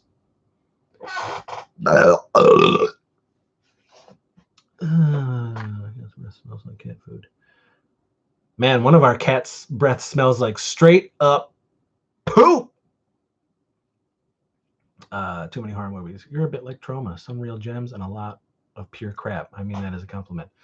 Exactly.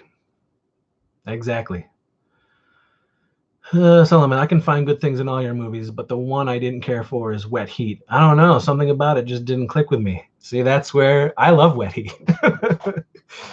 Teen Ape himself might take umbrage with that as well, who's on this channel talking with you guys. Yeah, I love Wet Heat.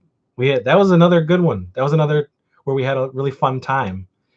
The making of it was really fun and imaginative, and we only had 7 people. Maybe it was 8 people all together, and we just did it. They were playing the good guys, they were playing the bad guys. It was a lot of fun for us. But there, case in point, somebody doesn't like Wet Heat, and that's okay.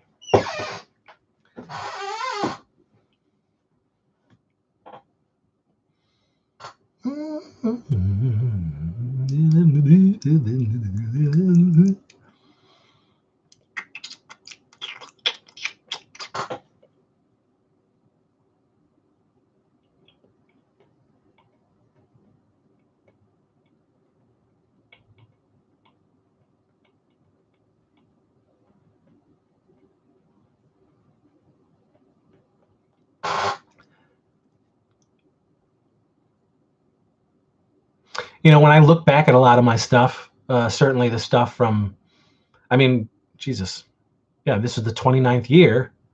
So when I look back at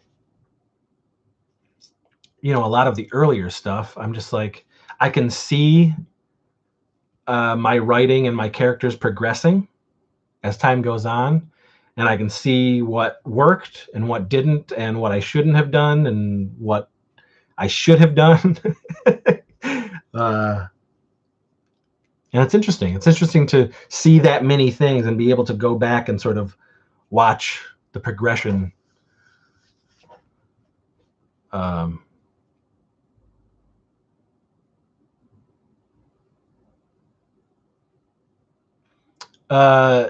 if you want to get any movies from me, you get them from me. You got to get a hold of me at warlockhomevideo@gmail.com. This is how you're going to get a lot of my movies. Warlock, is that a question mark? Warlock is the company that I had after Low Budget Pictures. Sex Squatch is part of Warlock. Death of Lantern 2, Death of Lantern the remake, Happy Holidays, Dingleberries, Stoinky Beach, Stoinkmare Before Christmas, A Stoinkmare on Halloween Street, Phantom of the Grindhouse, PIA. That's all Warlock Home Video. Sex Squatch 1 and 2. Sex Squatch 2 I hate.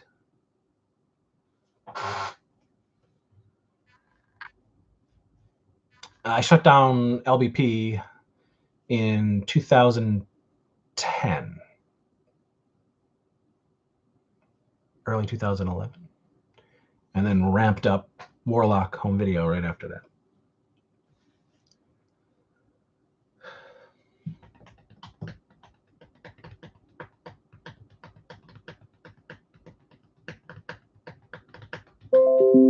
Huh? Get out of here, vile weed.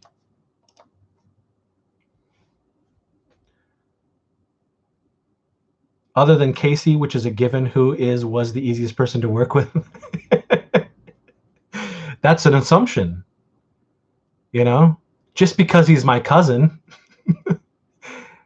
and I have love for him doesn't mean that he's the easiest to work with. I would probably say Andrew Baltus, Clint Kelly, and Alec Lambert are probably my easiest friends to work with. And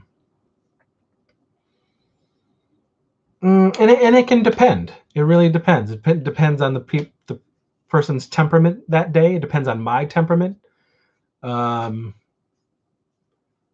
I mean, in a way, all of them are easy to work with. It just depends on what the scene is, what's happening, how long we've been doing it up to that point. It just depends. It just depends.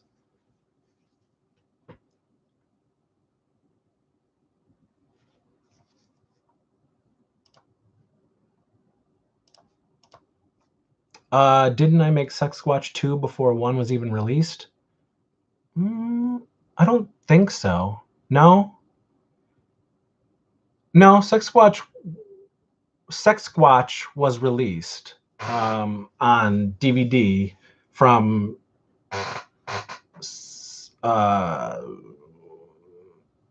SRS Cinema.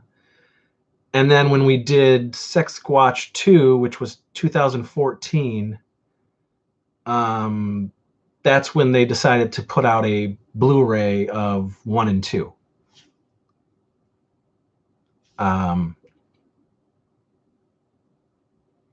Yeah, the first Sex Squatch was 2012, and then we did Sex Squatch 2 in 2014.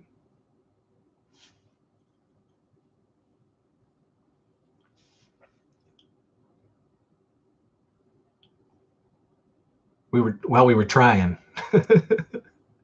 We were trying.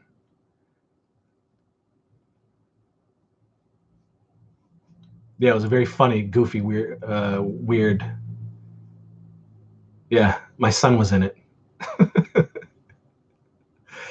And that's because we were on such a high from shooting the first one. It was so fun that I had this ridiculous idea, and I thought we could pull it off. We didn't pull it off, obviously, and then it turned into Garbage. Sasquatch 2, I do not like. Most of us, the gang who made it, don't like it either. And you can tell. You can tell. And in the commentary, we're like ripping it apart. There's many commentaries where we are ripping the movie apart of one of my films. Again, one man's poop is another man's chocolatey goodness. You never know. You never know.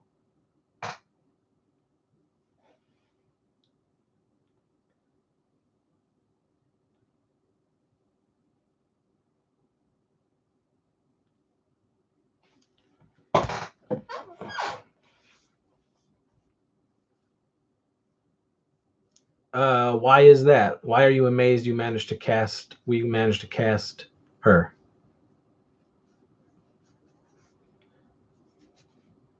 I mean, it all came together thanks to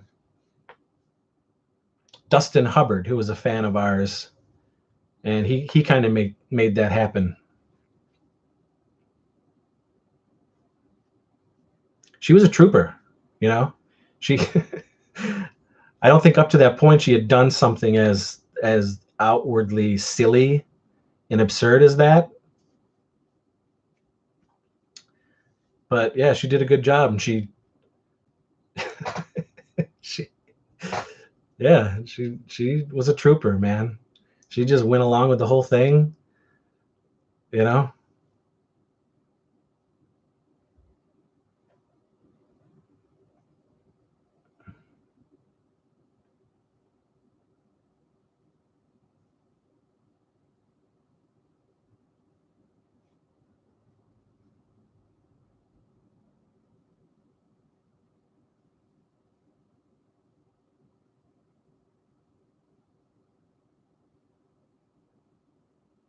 She seems a level about your stuff.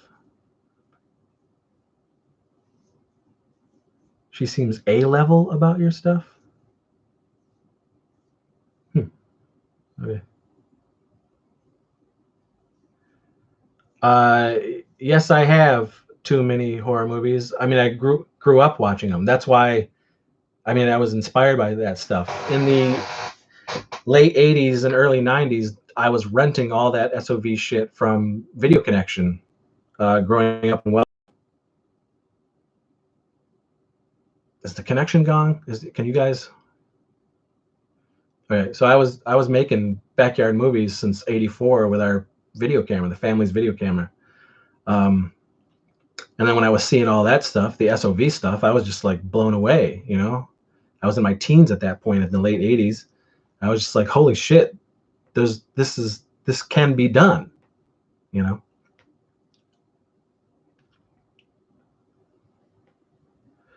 What's your favorite go-to movie? I have a lot of go-to movies. Tapeheads, Back to the Future, Temple of Doom. Um, oh shit, Fright Night. uh, yeah, there's a lot that they're all comfort. It's all, you know.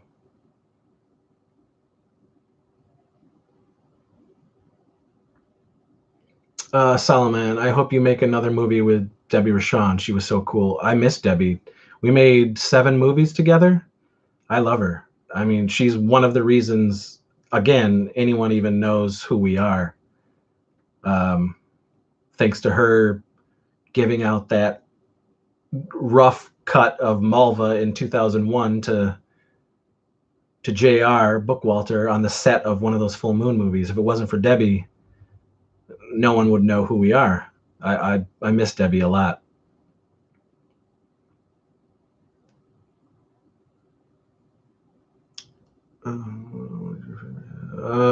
Too many horror movies. What's my favorite SOV?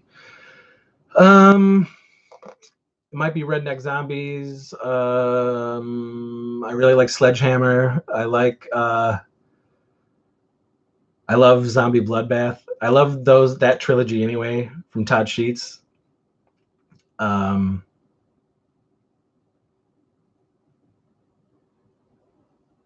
yeah, those are good. Those are good. I like some. I like some early Polonia Brothers stuff. I think that's fun.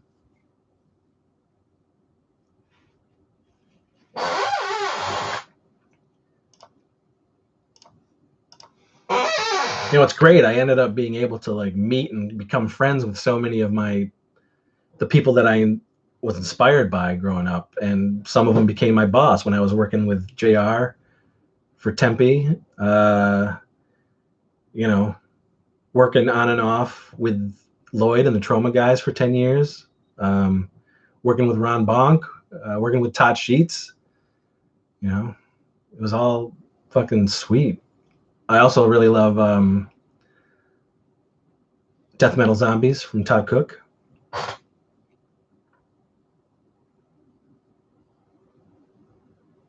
Have I seen Woodchipper Massacre? Yes. John McBride is also up there. I mean, the Polonian brothers and John McBride, they're hand in hand.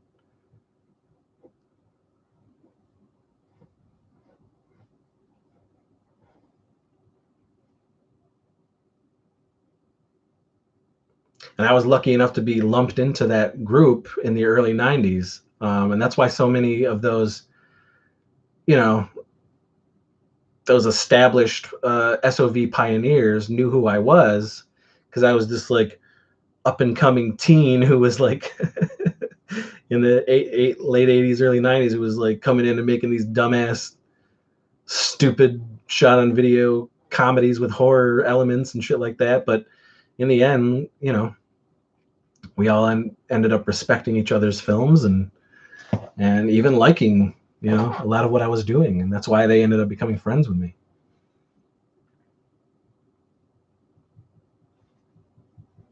So it's a crazy, you know, crazy thinking about it. It's nuts that I've been able to do that, you know. And even on a larger level, you know, finding out that Ryan Turek and Dave Parker and Mike Mendez liked my stuff, and I ended up becoming friendly or friends with Ryan Turek and Mike Mendez. Dave Parker didn't. I think he talked to me once, but I've met Ryan and Mike and hung out with Mike. Went toy shopping, toy hunting, and went out to dinner with Mike Mendez.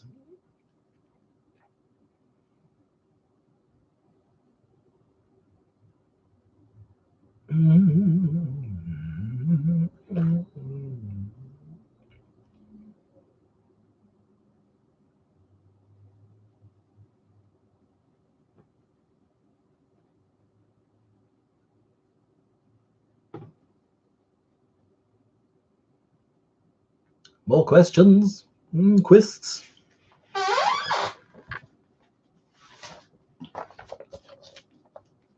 This is the original Malva Zombie Hess kicker script.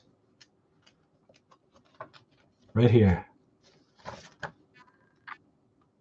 First draft. It's all right here.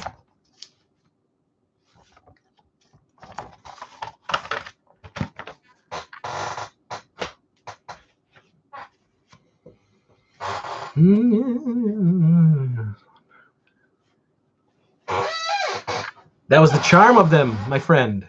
That's what I loved about them, and that's why we tried to, you know, emulate that and give homage. And even when I was doing it, but when we started Warlock, that was the whole shtick of Warlock, was emulating and wink and nod to all that stuff. Yeah, you know, people were trying. Everyone was just trying. We're all just trying.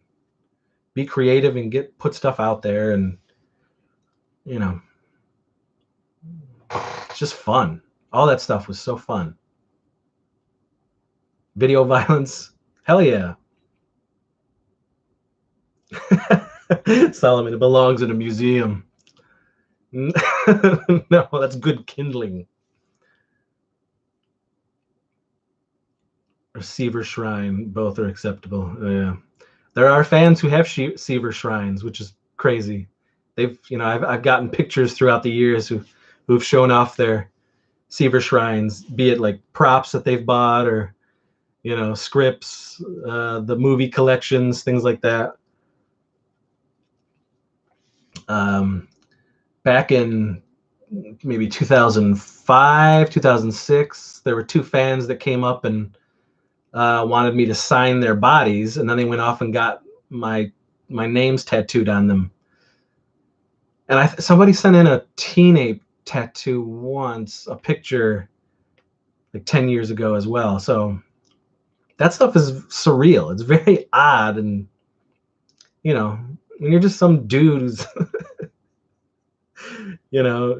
coming from me, I don't, I don't make any money off of this shit. I'm just some mid-40s goofball who makes shitty, silly, absurd movies, and it's insane that this stuff is still, out there and circulating, and people are still enjoying it, and it's very cool. I get down on myself a lot for this quote unquote career, and how I've basically gone nowhere in my life. But every now and again, it's fun to see the reach that these movies have had over the years, and it's always thrilling. I mean, years ago, it happened more often. We would get fan letters and things like that from Australia and Europe and all over the place. Germany, Denmark.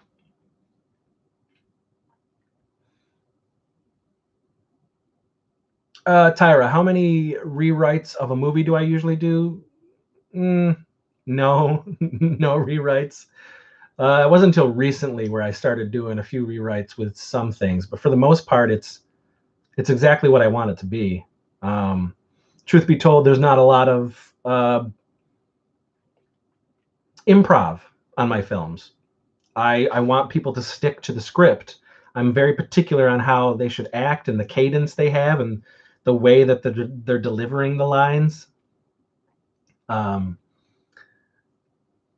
If they happen to give me an idea and I think what I'll do is we'll shoot a couple ways. We'll let them shoot that idea, and if it doesn't work, it doesn't work. I'll throw out, as we're shooting, I'll throw out some stuff that I might like that's different from what I wrote, that I think might be funnier, or something that adds on that's a little funny, but there's not very much improving. It's all in there. Ted, have you thought about or have you made any movie posters of your Fantastic Weirdness? There has been lots of movie posters, and they've been sold. We do very limited runs on a lot of this stuff. Like all the shirts and posters and pins and books that were made for Low Budget Pictures. I mean, all that stuff was there. It was all prevalent at one time. It sold out, and we didn't make a lot more. Really, all that stuff was more for the conventions, because we were doing conventions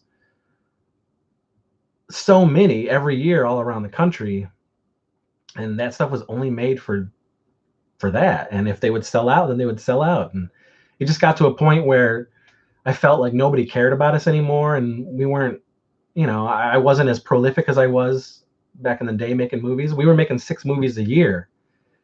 Now I barely make a movie. The last movie was 2016. So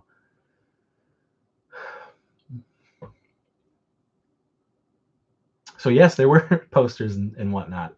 I might still have like a couple hiding somewhere, but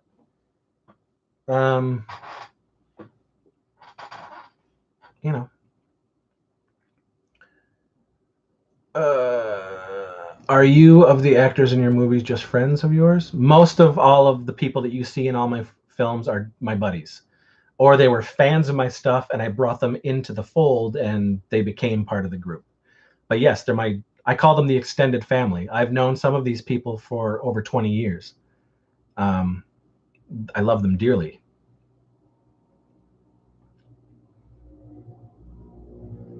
Too many horror movies. Dude, you're brilliant in a few ways, I guess. Too many horror movies. What script writing software do you use? I normally just write it on Windows, just sometimes I'll start on a pad. I always have notebooks, and I'll start on a pad, and then I'll throw it on there. Now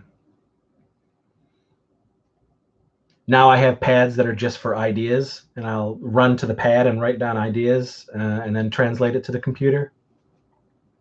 But for a while there, I was writing all on the pads and then just, retyping.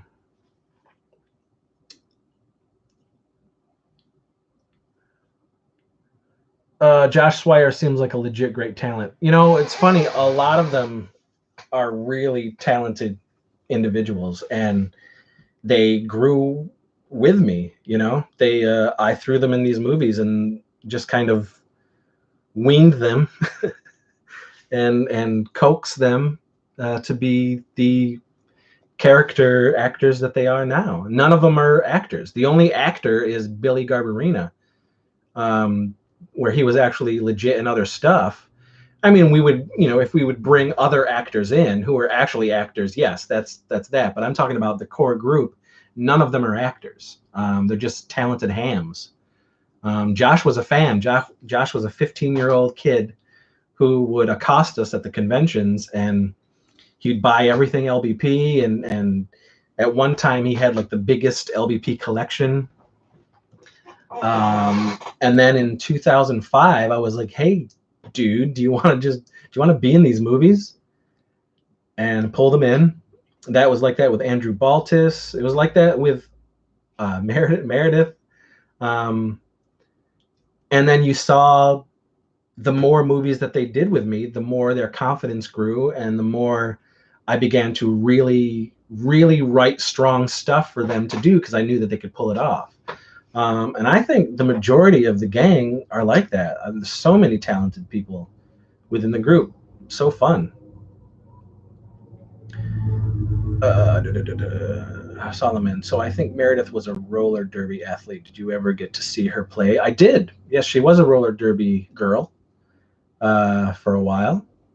And I did get to see her roller derby, roller fight, roller ball.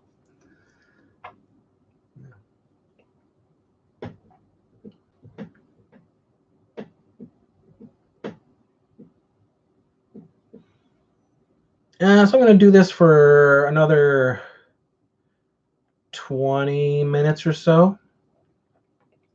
But thank you guys. Thank you for being here and watching and showing up and talking. And this was a good one. The last live show we did was okay, but this one was good. Thank you. Thank you for taking part.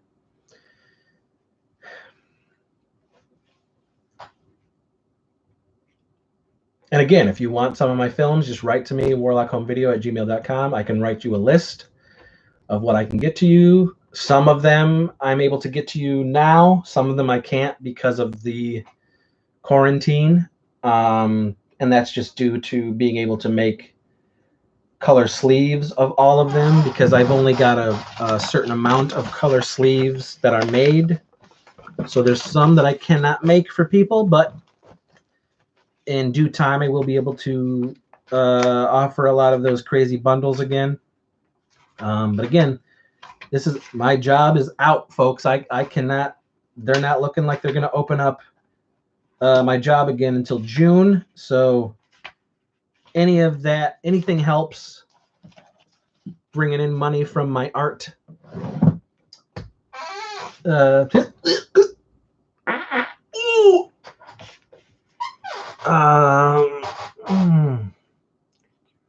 Yes, I do write all the dialogue. Too many horror movies. Solomon, well, it's been fun, Chris. I always find it easier to talk here than commenting on your videos. I don't know. I guess I just like the instant interaction. Indeed. But I do like people commenting on the, it's nice to know that people are watching the videos. That's all. For supposedly 725 subscribers on this channel, we don't have a lot of commenting. So that's just another part of interaction for me. But yes, I do prefer this. But thank you, Salomon, for showing up. I will let everybody know when we're going to do another live show. And we have some more videos coming up. Have a good rest of your day. Stay safe from the COVIDs. Wash your face and don't touch your hands. That's right. You too, my friend. warlockhomevideo@gmail.com is my email.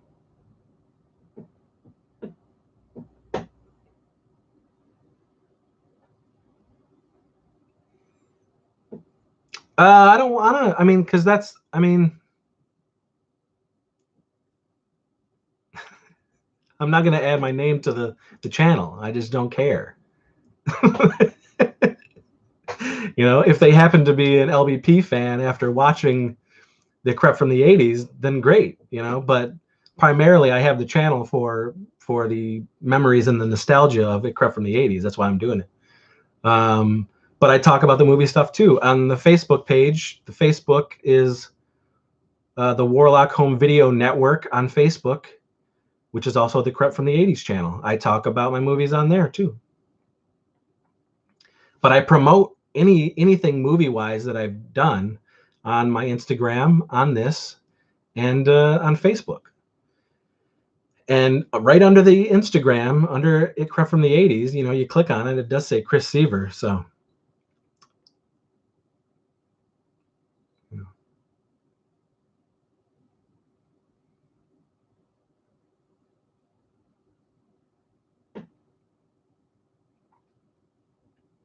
I mean, how did you find me this time?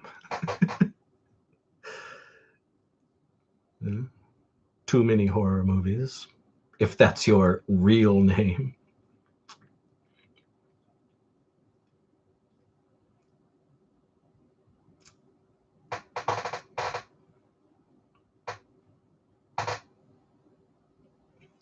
So about 15 more minutes. I do not have a Twitter. No, I don't have a Twitter. Desiree, folks, another LBP member and dear member of the extended family. Desiree is here. She is in a shit ton of the movies. She just joined the chat. Des is awesome. I love her. I miss her.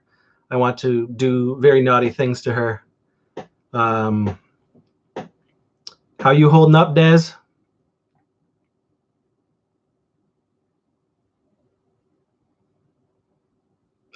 That's a shame. Yeah, the Twitter, I don't know. I don't know, man. I'm just not a big, like, I don't know. The social media stuff is nah.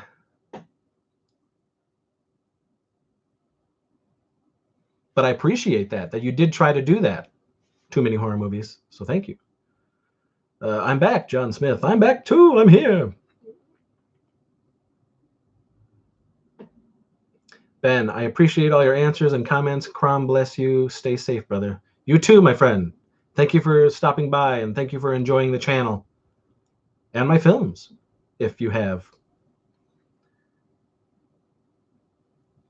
Des, as good as expected, I suppose. How are y'all kicking it up in New York? You know, it's ground zero. You're close to it. You know, I mean, it's fine. Staying away, doing our part. As I've said before, you know, it sucks that Katie has to be out there doing the do, but she is. She's got her mask. She's got her gloves. Slinging those meds for peeps.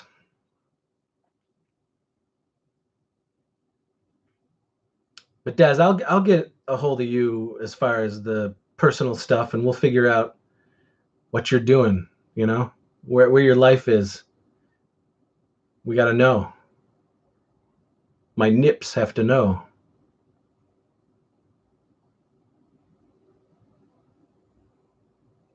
Dez is great, guys. If you're a fan of Ski Wolf and the Weirdsies and Jesus, there's so many.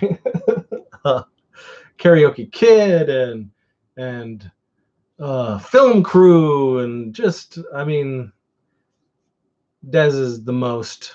Phantom of the Grindhouse house. She's awesome, and I love her. too many horror movies. This feels a bit like a real life horror movie. It is. It's the crazies. Yes, I'm too old to understand how this shit works here, but I'm pleased to watch your live. Yeah.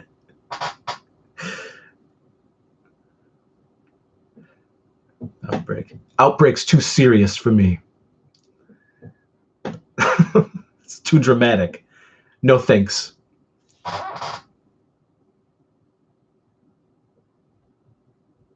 Oh, Des. That's so sweet. She says, I forgot which movies I did sometimes too. Also, everyone, Chris is the best person ever. Yay! Thank you. You'll get that 50 cents in the mail. uh, uh, uh, oh.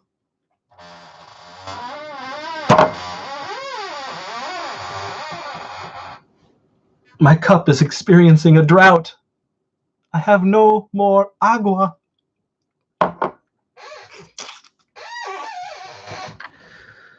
Oh, folks. Ah.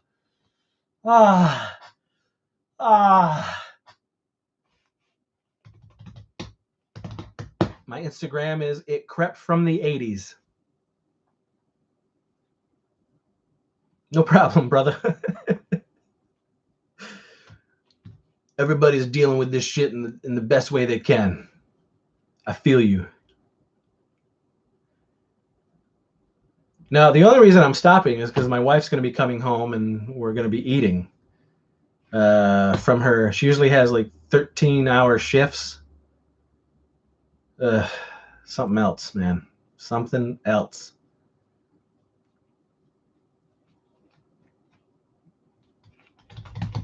So that's why I'm leaving at 8. I could keep going. I love doing this stuff. You know, usually we do 3-hour live shows on this channel.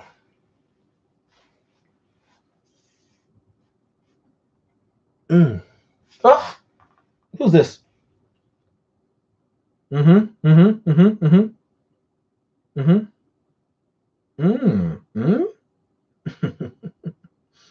Mm-hmm. Mm-hmm. Oh, I hope so.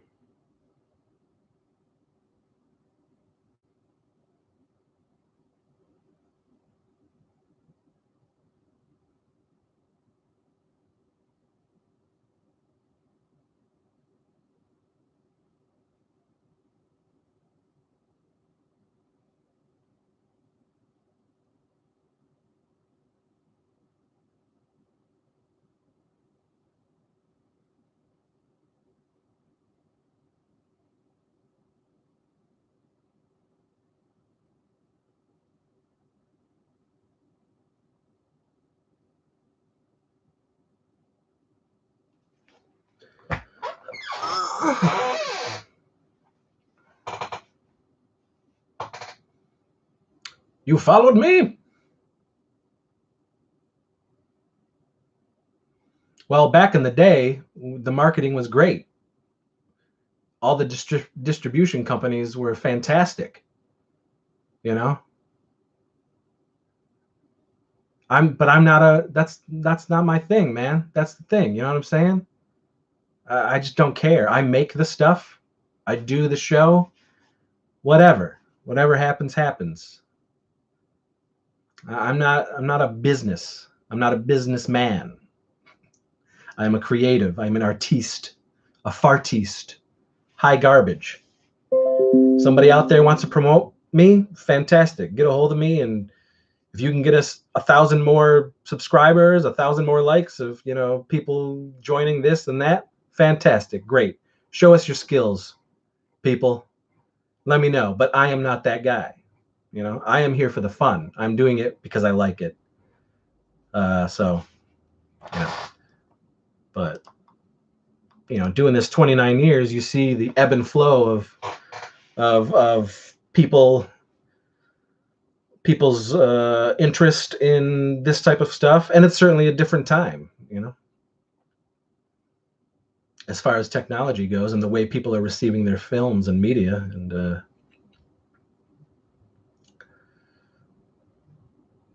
You know, God, almost 3 decades doing this. I'm at a point where I can look back and go, man, those were the good old days of LVP. Those were the good old days of the Chris Seaver and his wacky group doing what they do. Insane.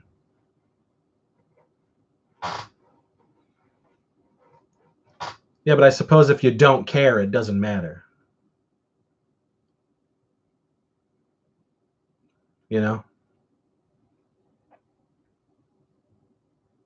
It clearly matters to you, which is good, but it doesn't matter to me.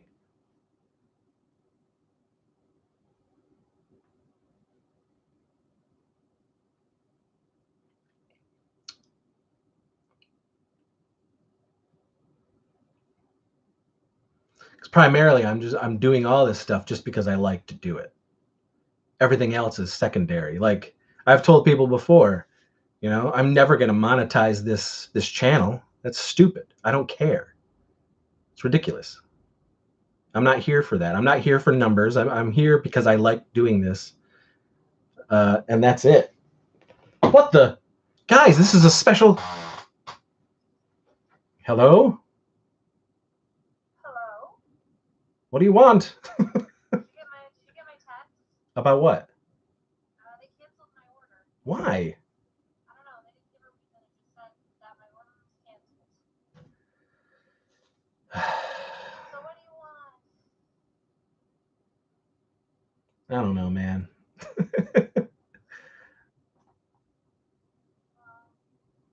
just want to have something at home? Well, if you want that, then you got to tell me what you want. So I need you too. Like, what do you want? What do you want to eat? You can have like burgers, or I'll have chicken patties again. I mean, if you want to just do that, I'll make you chicken patties. I'm not having chicken patties. Well, what do you want? Do you want me to stop by somewhere and order?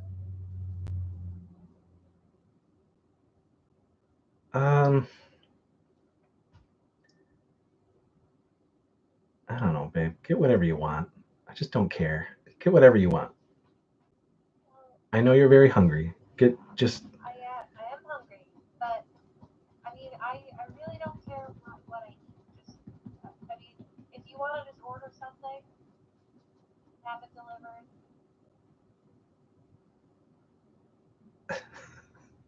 Um.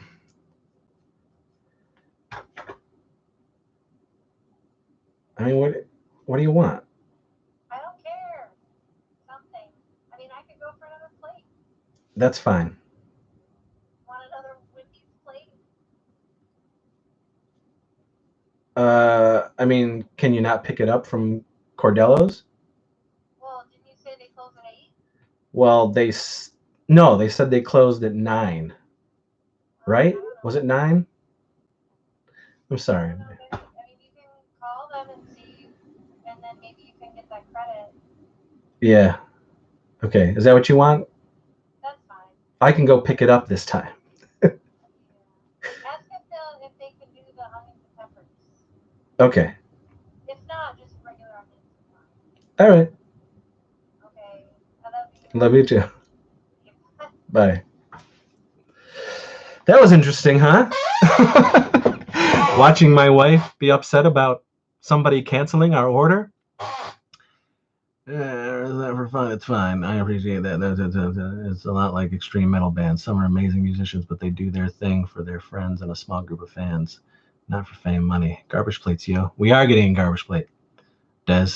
I don't always comment on your videos, but I've been subbed for quite a long time, and I love your channel. Thanks for the awesome live stream. Stay safe. Thank you, Katie Elizabeth. Thank you for popping in. That means a lot.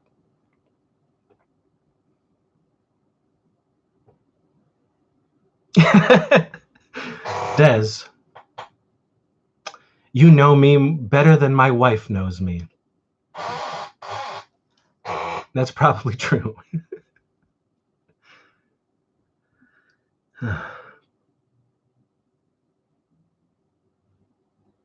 But folks, that's it. I gotta go. Now I gotta put 2 orders of garbage plates in because this pizza place fucked up. Fucked up. So I got to do this. But I want to thank you all for enjoying the live stream, asking all these questions, getting my answers. And if you're new to the channel, please go down and look at all the videos we have on the channel. A lot of stuff about the movies, a lot of stuff about my growing up 80s, you know, what it's like to be in my 40s and crying to be a youngster again. And again, if you want to get a hold of some of my movies, please do get a hold of me right now until my job comes back in June. Hopefully, that's the only way I am bringing in money to the house. So, all right. Des, we practically grew up together. Indeed. 15 years I've known you, Des. All right. So thanks, everyone. And we will see. I'll let you know when we're going to do another live stream, but there'll be new episodes coming up on the channel. And we'll see you next time. So thanks, guys. Bye. I'm going to go cream my jeans.